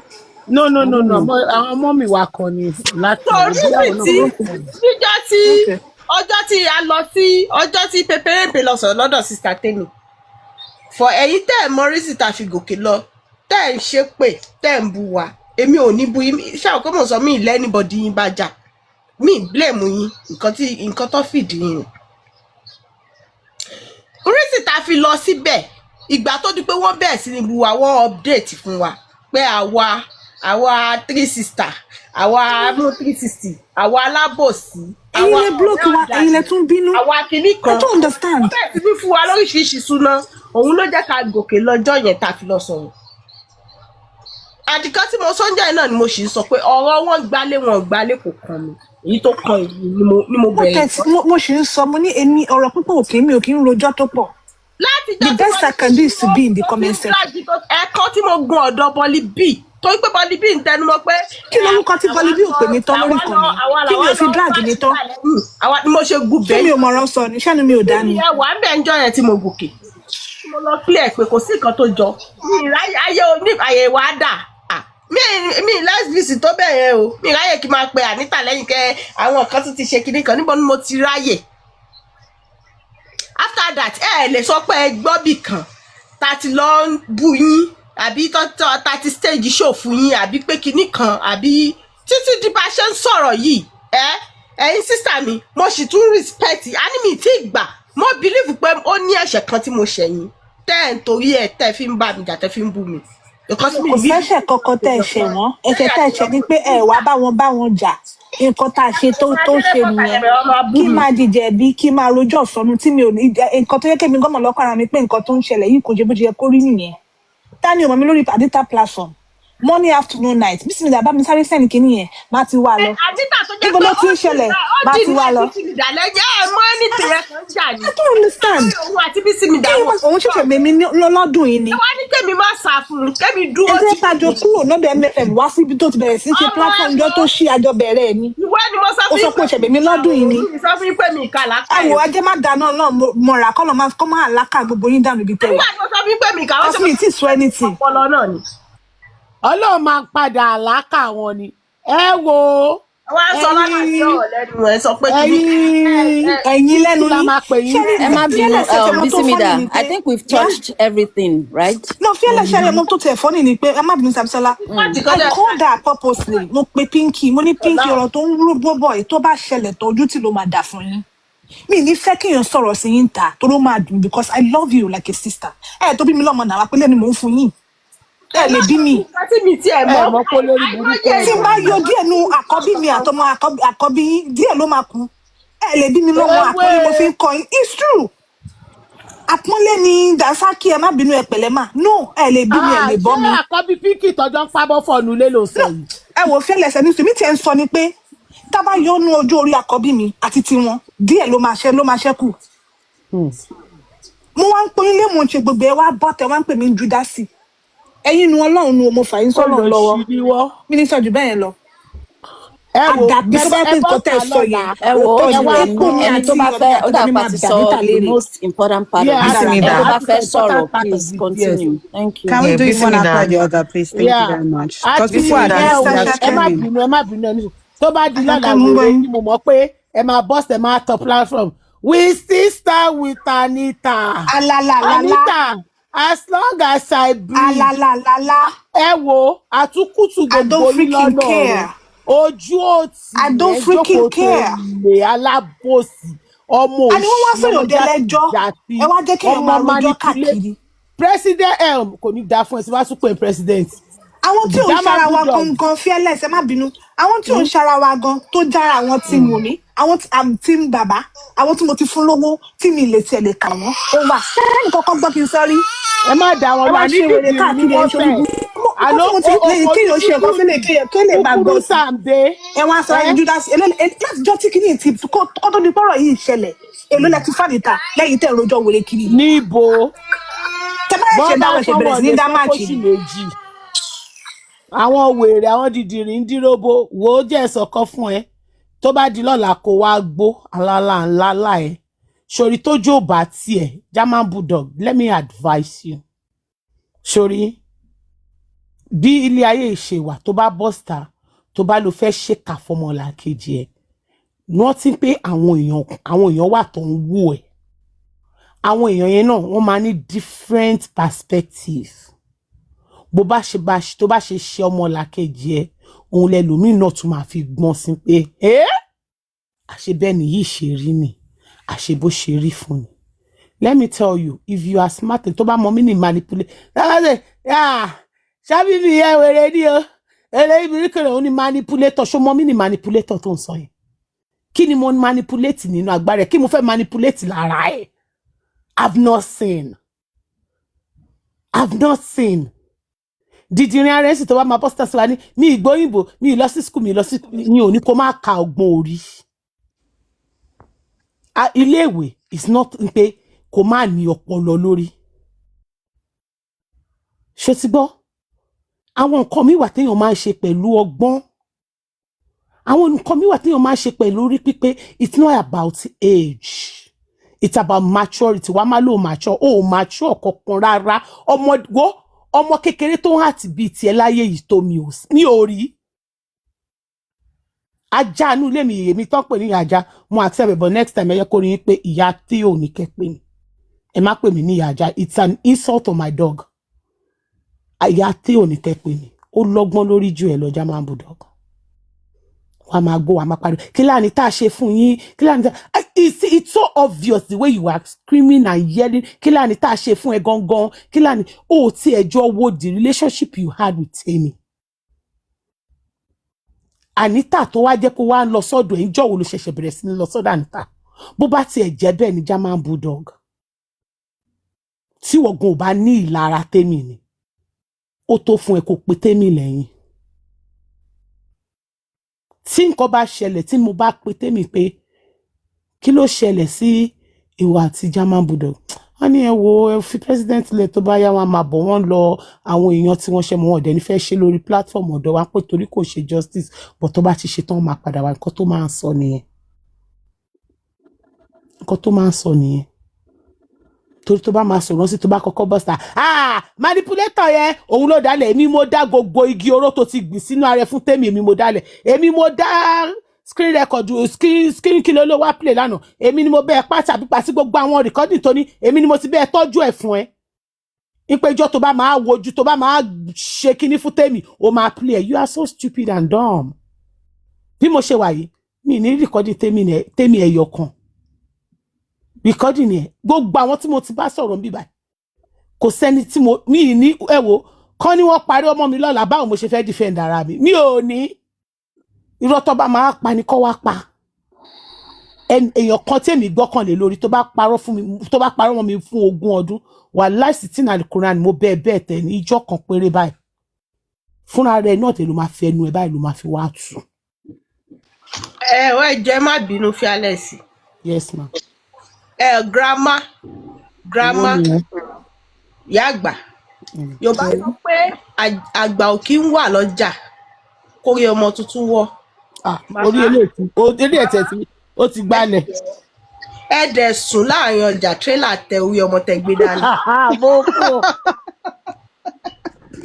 Ẹ wá ń ṣe kòtìkòtì tí àwọn ọmọ kéékèèké bá ń ṣe bí ọmọdé ṣé ẹ̀yin àgbàlagbà tẹ wà láàrin wọn èmi ò pa àgbàlagbà nìyí èyàn lè dàgbà lọ́jọ́ àgbàlagbà rárá. Àgbà ọkàn gbọ́ bí ara lọ ìwọ́n lọ́lọ́ ló ń pín làkà ẹ̀. Ẹ dàgbà lọ́jọ́ orí ìbọ̀tẹ́ ẹ̀ dàgbà nù ọpọlọ. Èmi ò pa àgbàlagbà ní èmi ṣe máa sọ pé ìyá àgbà wà láàrin yín ẹ pè ìyá àgbà kan bá yín parí ẹ pè ìyá àgbà kan bá yín dá sí i.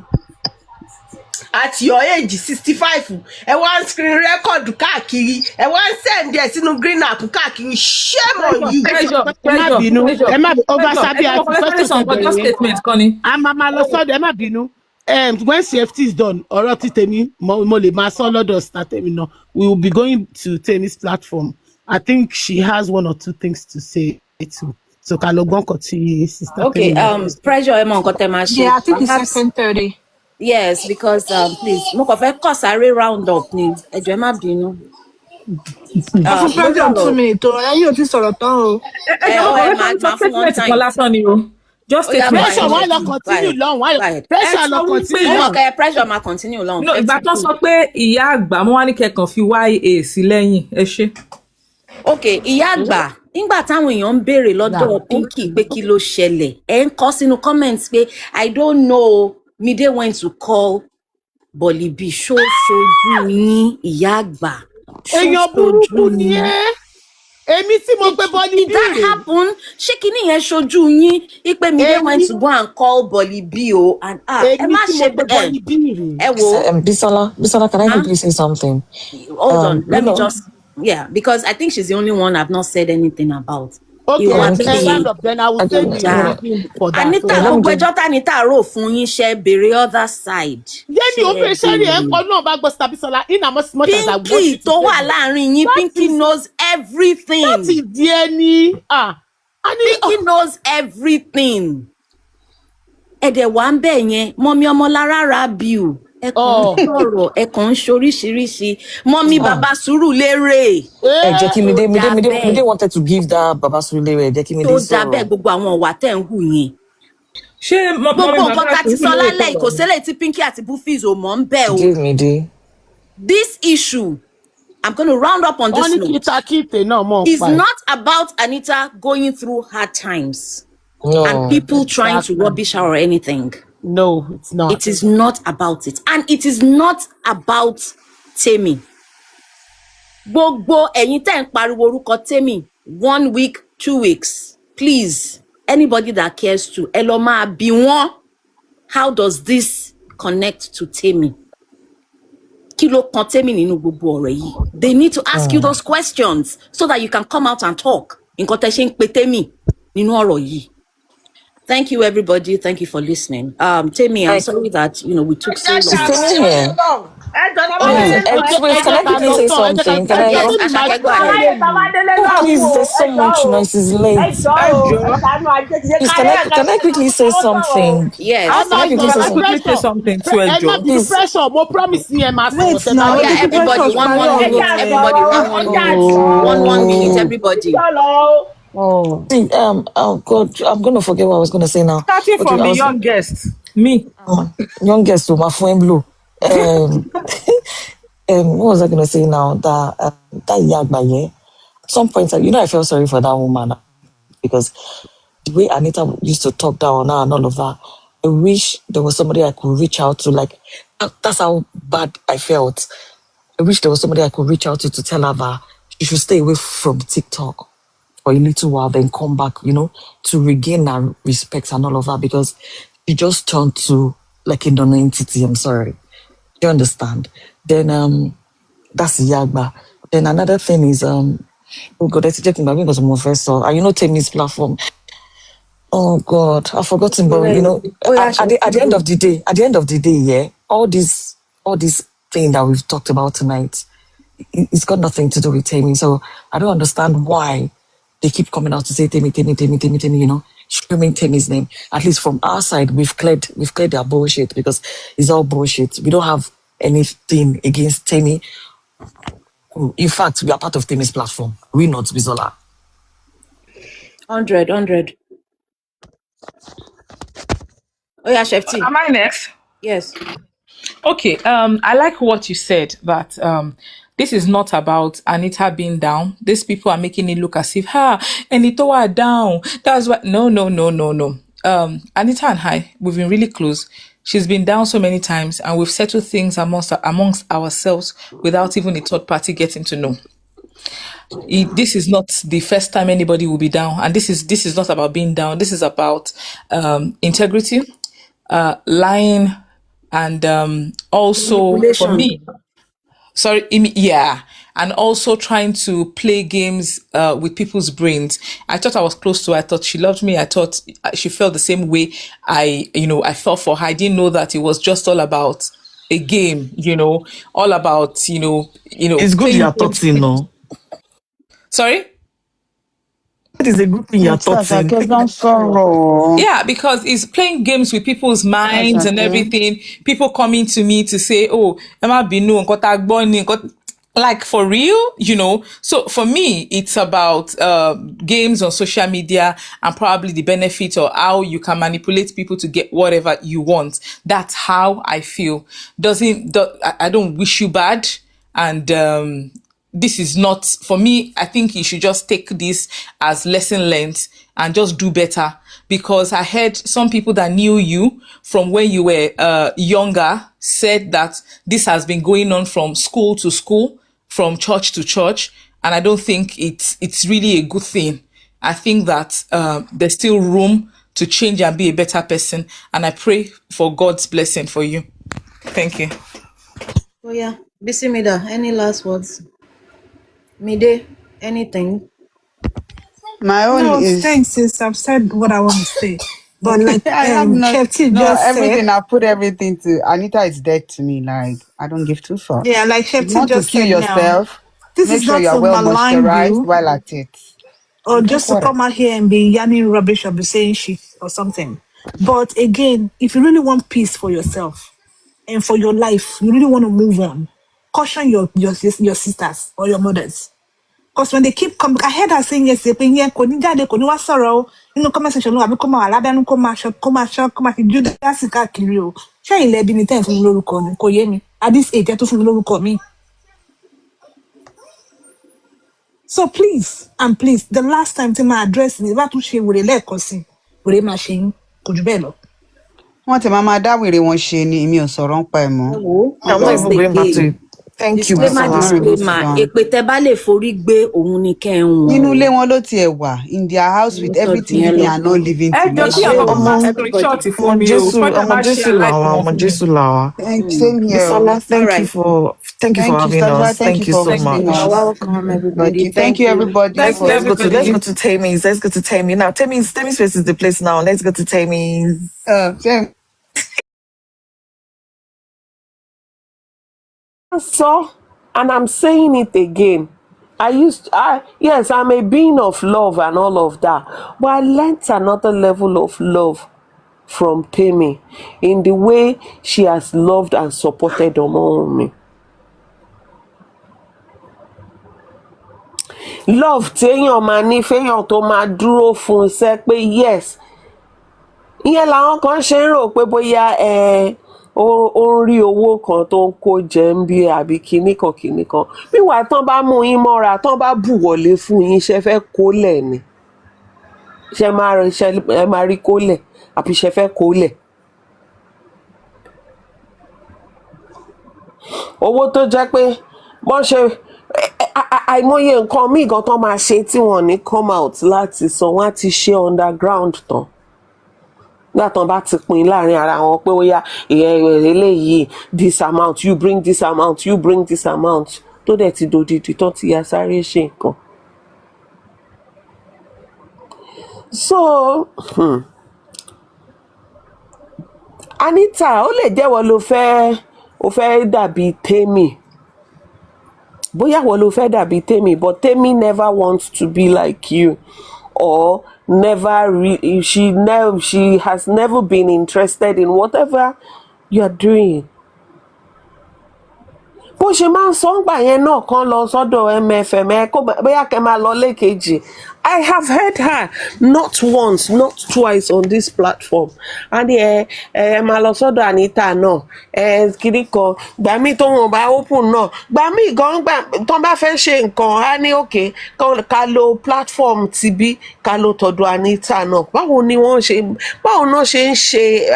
ṣe ń open pẹ̀léyàn jù báyìí lọ.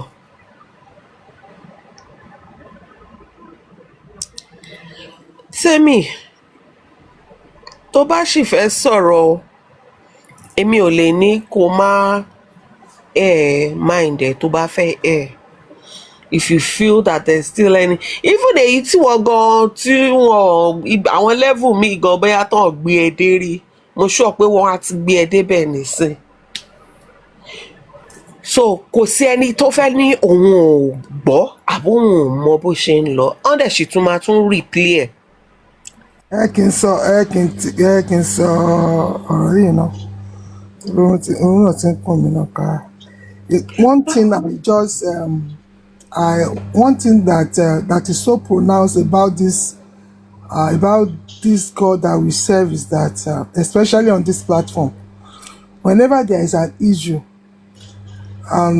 tí ó dàbí ẹni pé ó wà overwhelming.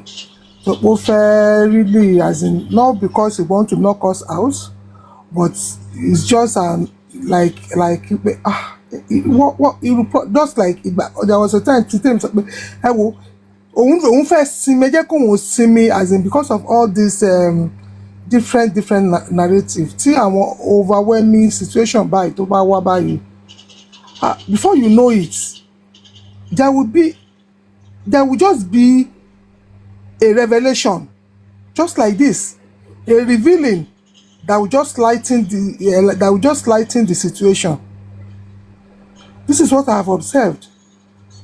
If there's any issue, maybe it's too overwhelming that it is becoming tiring, there will just be a revelation, a revealing. Before yesterday's show, these people were there. And they arranged this show by themselves. Àwọn tí wọ́n ṣì ń ru apá tó dàbí ẹni wípé they have did show and show wọn yẹn ó ti bring down